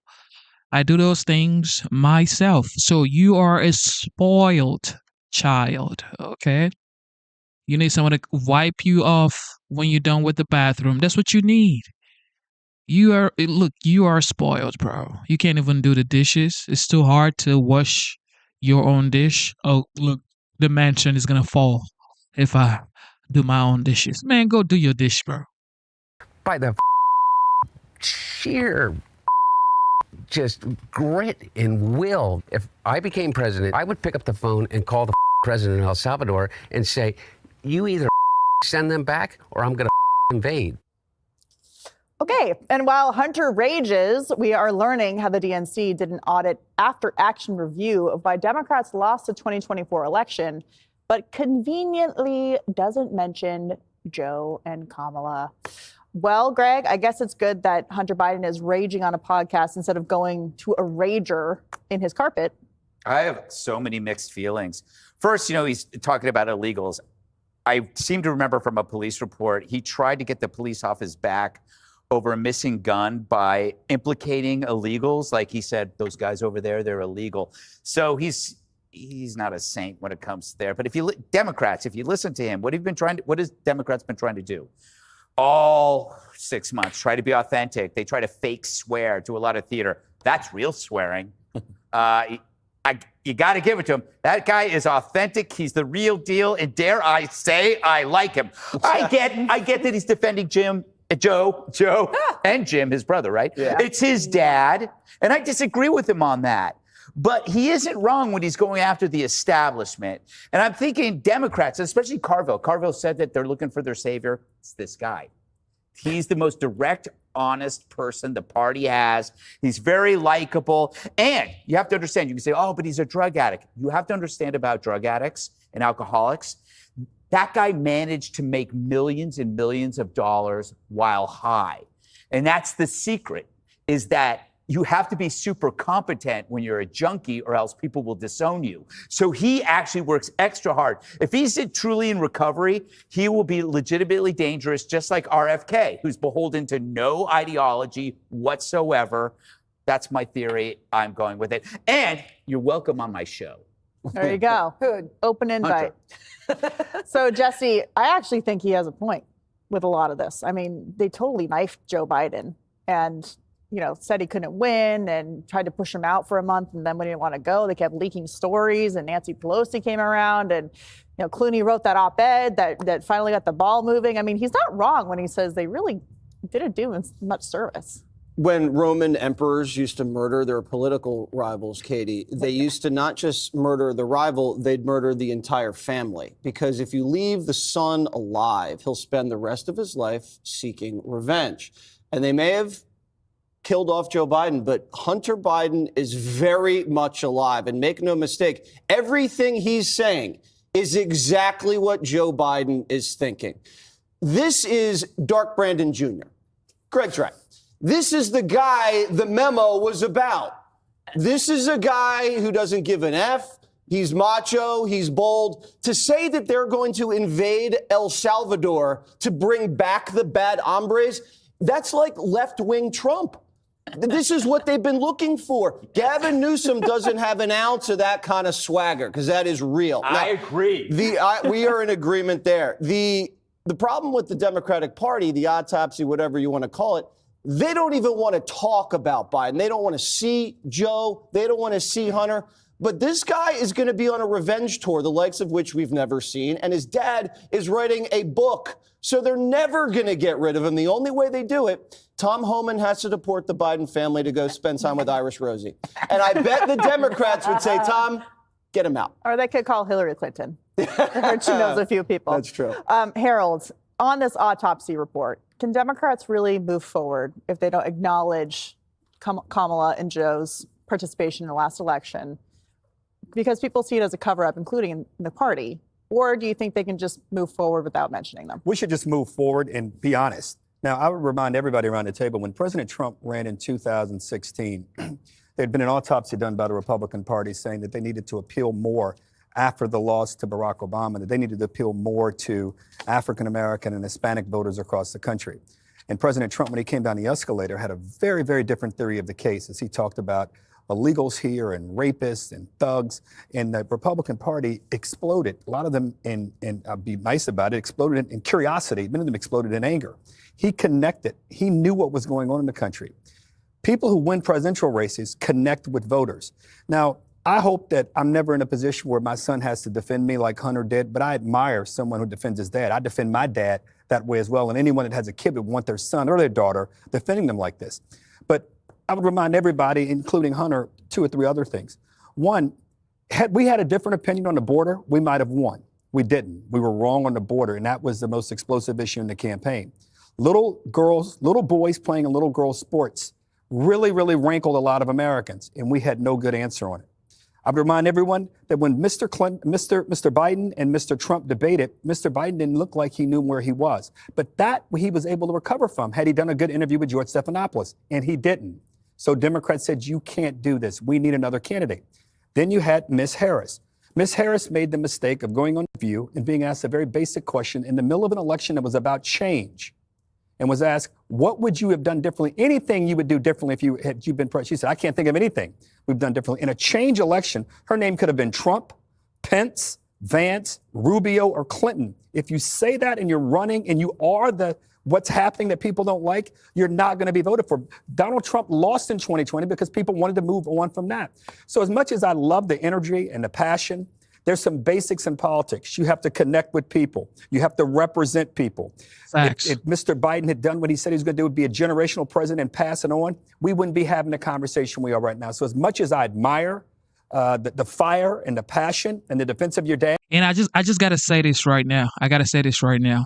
Just because it is spicy or it's getting clicks or people are more interested when you talk about it doesn't make it true. Most people say, well, LGBTQ community are really oppressed community. Okay, agreed. All right. But the black community can also say, well, we have been oppressed for hundreds of years and we built the United States. Agreed. White women can say, well, look, we don't have equality. Agreed. Did you know that white men in America, I don't even talk about colors, but the comment section is prompting me to talk about colors. So here we go. Did you know that the percentage of white men in America that die from drug overdose is higher than any demographic? Did you know that there are more poor white people in America than any demographic? Did you know that there are more poor and homeless white people in America than any demographic? But yet, I don't see protests on the street saying, well, please make sure these white people have some homes. Please feed them. We need a month for poor white folks. Nope. We don't want poor white men to keep dying of drug overdose. Nope, we don't. But as soon as they say black folks, everybody come to the street. Woo! Black men kill more black men in America than any demographic. Black on black crimes is the highest. But when a policeman arrests a black man and they show a video, oh no, this is racist. Just because you're talking about it doesn't make it true. Facts are facts. Okay? Everybody can cry victim. Everybody can cry victimization. Okay? Every single person in America, whether you're white, whether you're black, whether you're rich, whether you're poor, we all can cry, we are victims. But are you going to live your life as a victim, or you're going to be grateful for the life that God has given you and fight for what you want and be grateful for life and push forward and stop looking for special treatment? At the end of the day, the voters spoke.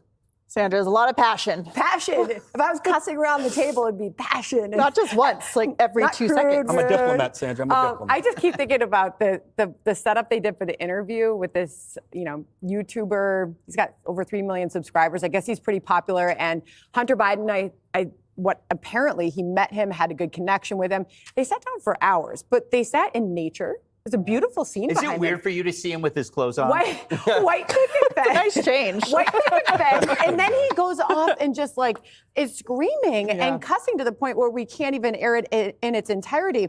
I'll just say this because I know we're short on time. And unless the autopsy report also looks back and says, okay, all the increased regulation over that period of time made it impossible for small businesses in this country to thrive, unless they acknowledge the canceling of all of those federal oil leases all over the country that led to your high gas prices, unless the autopsy looks back at the attacking of the rich that greatly employs the lower to middle class, the American people who voted for Donald Trump are going to say nothing has changed with the Democrat Party. You know what this autopsy is like? It's like a celebrity autopsy when they cite the cause of death as heart disease, hypertension, blood clots, liver failure, but underneath it all is one cause, in the case like chronic lifelong alcoholism. There is an underlying cause to what they are identifying as the secondary causes, and it's always going to be this identity politics, which they weaponized into warfare. Yeah, there's a policy problem.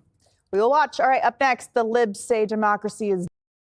And when I say the facts, people say, well, he's a coon, he's a this, he's a that. Yes. Yes, everything that you call me, I am. What are you going to do? Nothing. That's all you do. Talk and talk while you're listening to a yes master, a slave, whatever. I wasn't even born in the United States, so whatever trauma you got going on, I don't even know about it because I was born in a place where everybody looks like me. So you have a trauma that I don't have. That doesn't mean I don't have my own traumas as well. But what you're talking about, he's a slave. I don't even know all that stuff. Okay? I don't even think like that. Okay? To me, you are a human being. That doesn't mean that you don't have whatever differences the other person has. So when you say, well, he's a coon. Okay, great. What next do you have?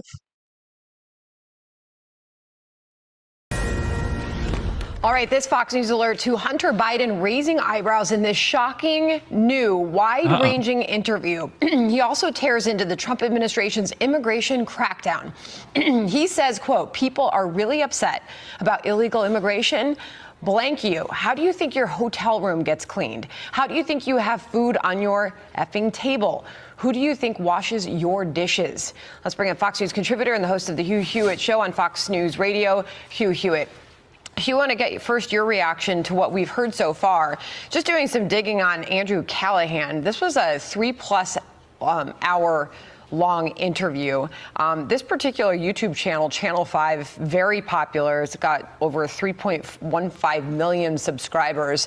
We're hearing they met briefly before they sat down for this interview. So perhaps there was some level of trust, but it's wide ranging. And he defends illegal immigration in that way. What is your response to what you just heard there? That Hunter Biden doesn't know much about illegal immigration. Hi, Sandra. Just quick note. I'm on the Salem network, not the Fox network. I am a Fox contributor, however, and proud to be one. I believe the problem is that Hunter Biden doesn't know much about anything other than his old life and how he used to get alcohol and drugs. And about that, he is an authority. He ought not to have been advising his president, his father as president. He ought not to have been involved in anything to do with the White House. He's a convicted felon, and he does not know anything about illegal immigration. He is correct that many illegal immigrants work very hard. Doesn't mean they should stay in the country. That's a long and extended debate about that. I did read some other excerpts in this long interview. I'm not going to watch 3 hours of, I hope, a recovering addict and alcoholic tell me what he thinks ought to be happening in the country. But he clearly doesn't know anything about immigration. He is clearly desperate for attention. And here's my theory, Sandra. No one else in the family can make money now. The pipeline's been cut off, both for Uncle James and for every other Biden that was riding the train. Hunter is trying to become something so he can go out and get speaking gigs. But he's not that interesting because he was mostly stoned or drunk or on drugs for most of his adult life, doing horrible things. So I'm just going to put it in that basket of the people who have been discredited, who ought never to be listened to about anything. In his comments about immigration, he might as well be talking about going to Mars. He might as well be talking about deep sea exploration. He doesn't know anything. Well, he seems to know why Joe Biden dropped out of the race. He said he did the most selfless thing I had known of any politician in the history of this effing country. He stepped aside to save the party, says his son. On Kamala Harris running for president, he says, and in that void filled the only person that he would ever endorse out of the gate because he chose her as vice president. There's no choice in that. And by the way, I love Kamala Harris. I think that she would have made an incredible president. Your reaction to both of those bits of the interview? Well, there have been 3 exhaustive books on what happened when President Biden stepped aside. The first was by John Allen and Amy Parnes called Fight. The second was by Jake Tapper and Alex Thompson called Original Sin. And the most recent by Josh Dawsey and 2 other colleagues called 2024. It's detailed every day from June 27th, the night of his disastrous debate, to his announcement that he was stepping out. It actually was inevitable that he had to go because Nancy Pelosi stabbed him in the back and Chuck Schumer stabbed him in the front. And every Democrat was going to call on him to get out. All the money ran out because the entire Democratic campaign, and many people knew this for 9 months and longer, realized he could not win, and indeed he would drag down even more Democrats than went down with Kamala Harris. So again, Hunter Biden is wrong. Hunter Biden doesn't know anything, and he's a son defending his father, and that's all expected and honorable. But he doesn't know anything, and I would not listen to him about anything because he is, of course, a discredited witness. He's also a felon. Hugh, I also want to get your reaction to the DNI sending this criminal referral, as we've been reporting at the top of the hour, to the DOJ over this 2016 plot. This is DNI's Gabbard explaining those documents that she now has and what they show about Obama officials during that time. Listen here. We had a sitting president of the United States and his cabinet and leadership team, quite frankly, who were not happy with the fact that President Trump had won the election. And so they decided that they would do everything possible to try to undermine his ability to do what voters tasked President Trump to do. It's really interesting. Matt Taibbi then takes this on, obviously an investigative journalist, asked why there wasn't more urgency on this during Trump's first term as we are now hearing during his second term. And he said this, Hugh. A former high-ranking Trump official said there was, quote, so much corruption in the last Trump presidency that this shouldn't have been overlooked, that these documents should have come out. Absolutely. But the overall sense I get is that everyone's happy that they finally are coming out. So she's releasing 100 pages of these documents that would reveal that the Obama administration, Hugh, had quietly concluded that Russia never impacted the 2016 elections vote totals via these cyber attacks. What are you thinking about where this goes? Apples and oranges. On the one hand, we know that Russia definitely tried to disrupt our election. They weren't necessarily pro-Trump or pro-Clinton. They were trying to sow discord, and that's been agreed to by everyone. As your lead-in noted, Secretary Rubio was then Senate Chair of Intel, who said, yes, they're definitely screwing around our election. The question, did anyone help them, in which case there would be criminal charges? John Durham was a special counsel. He investigated for years. He could find nothing. Maybe he didn't have these documents, but I want to caution people against using the word treason. Treason's got a very specific definition in the Constitution, Article 3, Section 3. That's not this. There might be some 18 U.S.C. 1001 false statement acts coming in here where you could charge people with it. But the statute of limitations is running out on all that stuff. Russia was a hoax. It hurt Donald Trump badly. It was, I think, perpetrated by John Brennan, James Comey, and Jim Clapper. I think they knew what they were doing. But I don't know that these new documents are going to do anything other than shock people who are already shocked by the behavior of the IC at that time. But I don't think it's going to prove treason, but they are in the right hand, DOJ. And I hope, if anyone's got questions, that they just name another special counsel or bring back Special Counsel Durham and have him go about doing what he did. He already knows the backstory. Give him the 100 pages that Director Gabbard found and said, does this change your idea? He could not get any convictions of significance the first time around. These documents might change his mind. I doubt it very much. We'll see if a special counsel is the case as this goes on. Hugh, thank you very much. We appreciate you joining us today. Thank you. Thank you. Thank you for tuning into the live show. Yo, y'all be too funny in the comment section. All right, here we go. Yes. Jesse Waters. Happy one-year anniversary to the day Democrats pulled off the coup of the century. They thought 86ing Joe from the ticket would erase his wretched legacy and make room for fresh blood to take out Trump. But neither of those things wound up happening. You know, in ancient Roman times, when emperors had their rivals taken out, they would make sure to have their whole families killed too, especially the sons, because the sons will make it their life's duty to avenge their father's death. The machine may have killed the big guy, but Hunter is very much alive, and he's out for blood. The first son on his revenge tour. First stop, George Clooney. Him, him, and everybody around him. I don't have to be nice. Number one, I agree with Quentin Tarantino.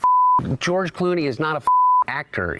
You, what do you have to do with anything? Why do I have to listen to you? What right do you have to step on a man who's given 52 years of his life to the service of this country and decide that you, George Clooney, are going to take out basically a full-page ad in the New York Times to undermine the president? Oh, man, he was just getting started. Next up, James Carville and the entire Obama cabal that thought they could puppeteer the party from offstage. And James Carville, who hasn't run a race in 40 years, and David Axelrod, who had one success in his political life, and that was Barack Obama. And that was because of Barack Obama, not because of David Axelrod. And David Plouffe, and all of these guys, and the Pod Save America guys, who were junior speechwriters in, on Barack Obama's Senate staff, who have been dining out on the relationship with him for years, making millions of dollars. The Anita Dunns of the world, who's made $40-50 million off the Democratic Party. They're all going to insert their judgment over a man who has figured out, unlike anybody else, how to get elected to the United States Senate over 7 times. Hunter isn't just trying to bury Obama's people. He went on another podcast and crucified the Messiah himself. We all talk about the incredible popularity of Barack Obama. Barack Obama never got more than 69 million votes. My dad got 81 million votes. What is the one thing that drives Obama more crazy about my dad than anything? It's when he sits around and he continues to talk to people in a crowd, because then he can't also leave the stage at the same time. That's exactly and he never likes hanging around. He doesn't. He doesn't like taking. He doesn't like rope lines. He doesn't like to take the pictures. Then Hunter name-checked Chuck and Nancy, saying the Democrat Party has been hijacked by rich white elites with no respect for his dad's blue-collar roots. What the Democratic Party proved is they have no guts. I mean, by the way, I say party. The elite white people that donate to the colleges, the people that donate to the, multi-million-dollar checks to the DNC and the DCCC and the DSCC, the Schumer people and the Pelosi people and those people, the controlling interest of the corporate side of the Democratic Party. The old white elites big-footed Biden out of the race, but that was only half the battle. They didn't want Kamala to be the nominee, but Harris had the last laugh. You know who did not want Kamala Harris to be president and did not want her to be the nominee? Nancy Pelosi didn't want her to be. None of Nancy Pelosi's people wanted her to be. They wanted an open convention. They wanted a floor fight. They wanted I don't know what the hell they wanted, but they wanted to be the ones to anoint whoever they were going to anoint to become the next president of the United States. But Hunter still thinks if it wasn't for all the machines meddling, Kamala would have stayed and Joe would have just had to win re-election without a hitch. If it wasn't for Nancy Pelosi, who he called a snake, Trump wouldn't have been in the White House again. And you would have the Speaker Emeritus that would say, well, I'm going to leave it up to, but I don't know. And they had already made a decision. They had clearly made a decision. And when I say they, I mean the Speaker. And, I heard Alexandra Pelosi say something, call my like, put your big girl pants on to my mom or something. And I kind of feel like saying, who the do you think you are? Hunter says Nancy had it all wrong. His dad's brain was never a problem. He just popped too many Ambien before the debate. I'll tell you what, I know exactly what happened in that debate. He flew around the world, basically, the mileage that he could have flown around the world 3 times. Yeah. He's 81 years old. He's tired as shit. They give him Ambien to be able to sleep. He gets up on the stage, and he looks like he's a deer in the headlights. And it feeds into every story that anybody wants to tell. Biden came back to the U.S. on June 14th and spent the whole week leading up to the debate napping at Camp David. I doubt the big guy was given Ambien the night before facing off with Trump, but Dr. O'Connor pled the fifth, so we'll never know what he was given. But unlike Joe, Hunter's wide awake and going after Jake Tapper for cashing in on his dad's downfall. Jake Tapper with literally how many anonymous sources? If this was a conspiracy, Andrew, you know this. somehow the entirety of a White House in which you literally living on top of each other has kept their mouth shut about, like what? And what's the conspiracy? Yeah. That Joe Biden got old? Yeah, he got old. He got old before our eyes. The people that came out against him were who? Nobody. Except Speaker Pelosi. What influence does Jake Tapper have over anything? He has the smallest audience on cable news. And beyond that, I think that the book is right now on the Amazon that he put out. I mean, his ratings just went to after he put the book out. They did a 2-week infomercial for it. I mean, it was such a money grab. Tapper should have known. Only Hunter's allowed to make money off the Biden name. And make no mistake, everything that Hunter's saying here is exactly how his dad feels. The former president absolutely signed off on his son settling scores and burning down what's left of the establishment. Remember, nobody F's with a Biden, not even the DNC. We just learned the Democrat National Committee is running its own autopsy, but refuses to say anyone fumbled the bag when it came to Joe and Kamala's campaigns. Quote, party officials described the draft document as focusing on the 24 election as a whole, but not on the presidential campaign, which is something like eating at a steakhouse and then reviewing the salad. But Hunter doesn't think the Democrats are dead just yet. And he's leaving the door open for a knight in shining armor to sweep in and lead the party to the promised land. Do you think the Democratic Party's dead? No, I don't think the Democratic Party is dead. I think that there's some really incredible leaders in the Democratic Party. Someone will emerge. There will be a leader that will emerge. Isn't it obvious? The Democrats have been saying since November that the party needs a real man with real energy and swagger, someone who tells it like it is, who drops F-bombs and knows how to get attention. Where's Hunter? He's been hiding in plain sight. Dark Brandon Jr. is a man on a mission. What better way to avenge your father's political assassination than to win the nomination that the party stole from him and usher in another era of Bidenomics?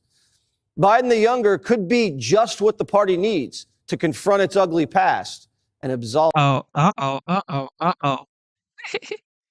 its Biden, political sins. Click here. Hunter Biden is cooking, yo. He is cooking. All right, let's see. Let's do one more before I go to my appointment. I will be back here soon, but let's do one more. Here we go. Hannity. And welcome to Hannity. And tonight, the owner of the famous West Coast In-N-Out Burger, the home of Double Animal Style, fleeing California? Kinda. Anyway, and WNBA players, they are now demanding more money. Will their strategy work? And big breaking news from the Department of Justice. Officials there are confirming to Fox News tonight the receipt of criminal referrals surrounding the, quote, manufactured and politicized intelligence used to create the Russia hoax. So, who could be implicated in this plot to upend a free and fair election and undermine a sitting U.S. president?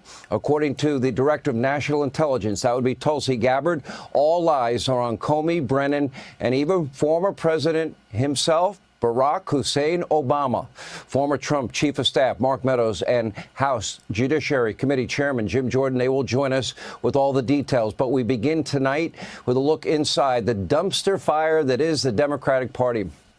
So sad.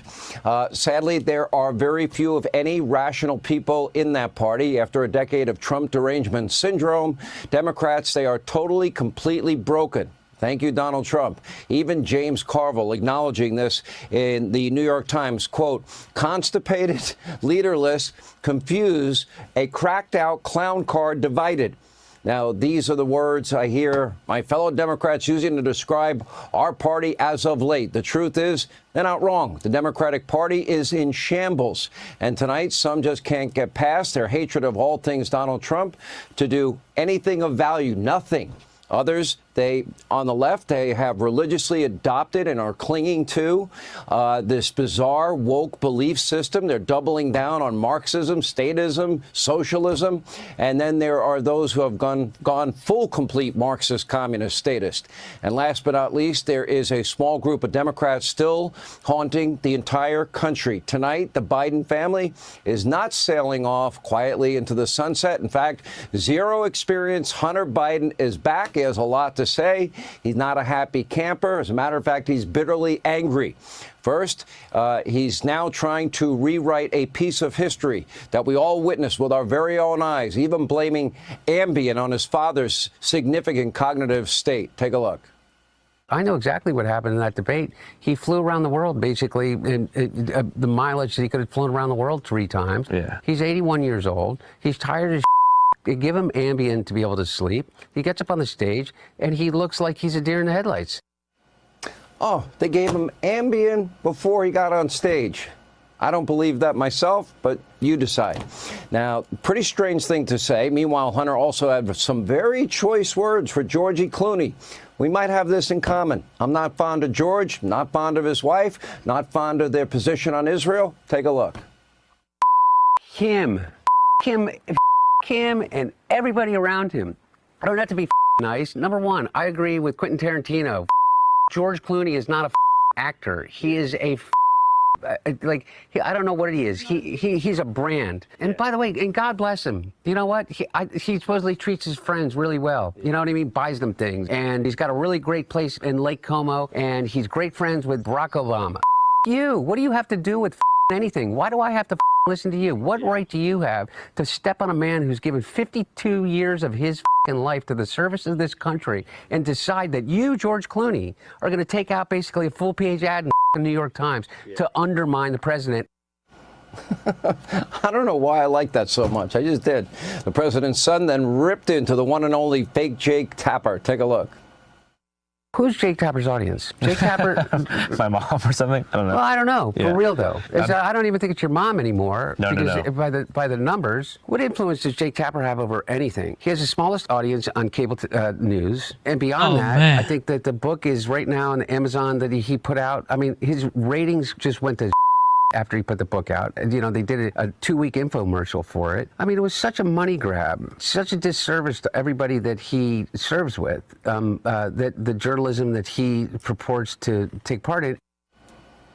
Let me get this straight. Did I just hear Hunter talking about money grabs, zero experience on the border? Burisma goes on Good Morning America, no experience in energy, oil, gas, or Ukraine or China, but does these big energy deals? Did I just hear that? Right? I don't know.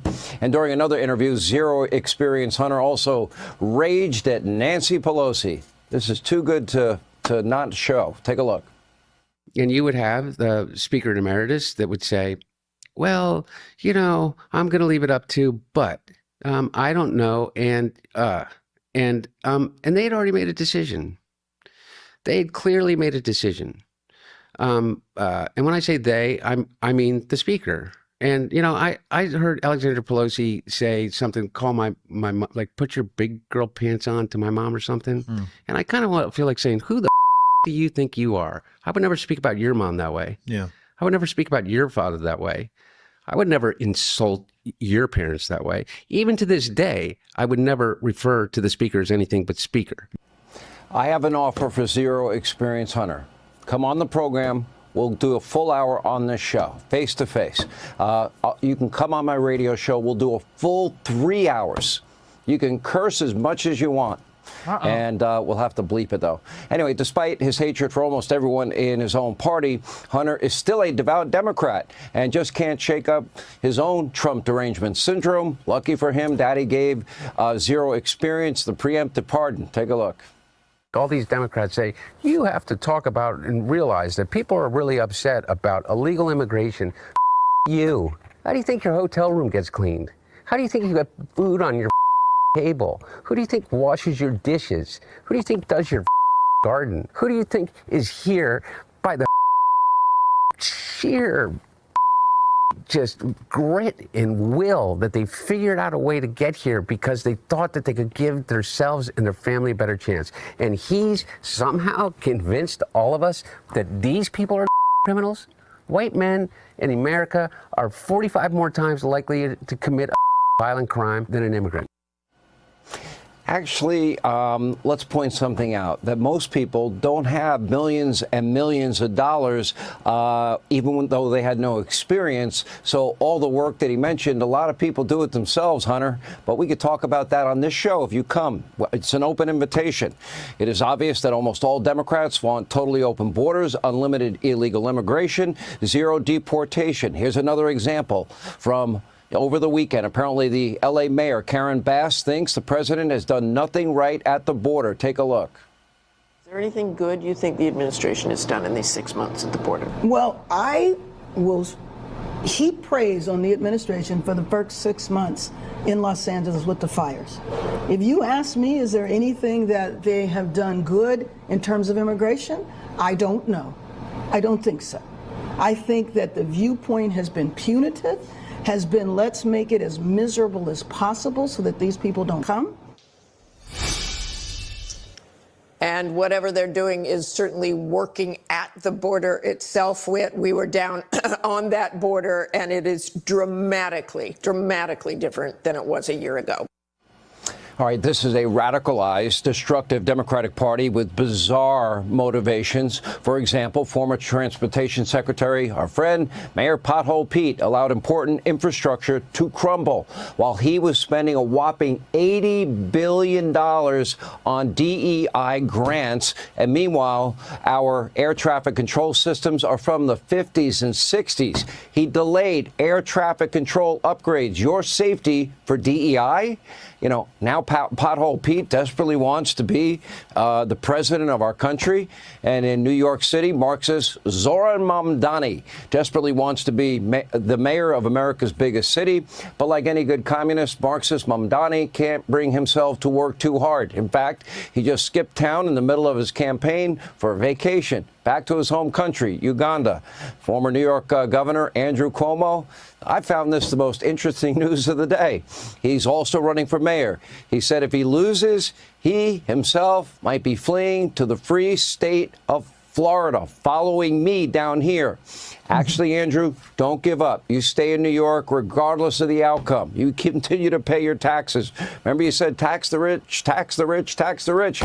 We did, and they left. Anyway, he won't be alone. I predict it will be a prison break. New York prison break what? Desperately needs strong, sane leadership, not woke Marxism. Just this weekend, an off-duty Border Patrol officer was shot in the face during a botched robbery in a New York City park. But as of earlier today, Mamdani was totally silent about that shooting. After all, he's on vacation. Hey, Sean Hannity. So, firstly, I got to say that first of all, we should come together as one. Democrat, Republicans, it don't matter. All right? It does not matter. What matters is you are American, and it is America before parties. Okay? So, pointing fingers, I get it. We're trying to make a point. We are trying to make a point. However, you have to understand that it is country first. Of course, everybody knows it is God Almighty, King of Kings first above all things. But when it comes to country, I'm saying country first before parties, okay? So don't think you are a Democrat before you are American, or a Republican before you are American. So with that being said, when people talk about immigration, the Trump administration has only spoken about illegal immigration, all right? And I came into this country legally, all right? Every legal immigrant would tell you they do not support illegal immigration. And that's just a fact. That is a fact. And going back to what we spoke about concerning, most drug overdoses. So here, according to CDC, right, in both 2021 and 2022, rates were highest for American Indian and Alaska Native people, and the lowest were among Asian people. All right. So just wanted to clarify that part with you guys. But for the most part, look, everybody has something to say. All right. And I'm always open to listening to people as long as you're being respectful. But I mean, who cares? Whatever you want to say, say. All right. It is your right to be able to state your opinions. So just Be whoever you are, but be rest assured that it is country before party. All right. With that being said, instead of looking for perfection, seek for consistency. Never give up on yourself. Never give up on your dreams. Never give up on God. Believe in yourself. Believe in your dreams, and believe in Almighty God. It is your boy Genesis. You are currently tuned into the Genesis Show. I have to go. I have an appointment by 9:40. It is currently 9:18 a.m. And of course, today's date is the 24th of July, 2025. Good morning, America. Have a good time. I will be back here, and love, okay? Love your neighbors, okay? Because look, y'all be wilding in the comment section. Shout out to our esteemed members, Dr. Luke, the GOAT, Ellie, Ingram, Sandra, Ringmaster. Shout out to our moderators as well. Terry Vinings, the Bama girl. God bless you. Thank you for being here. I saw Zyro's Garden earlier on, but I think he's not here anymore. But anyway, shout out to Too Strong for Life. Shout out to everybody who tuned in. We will be back. All right. See you soon.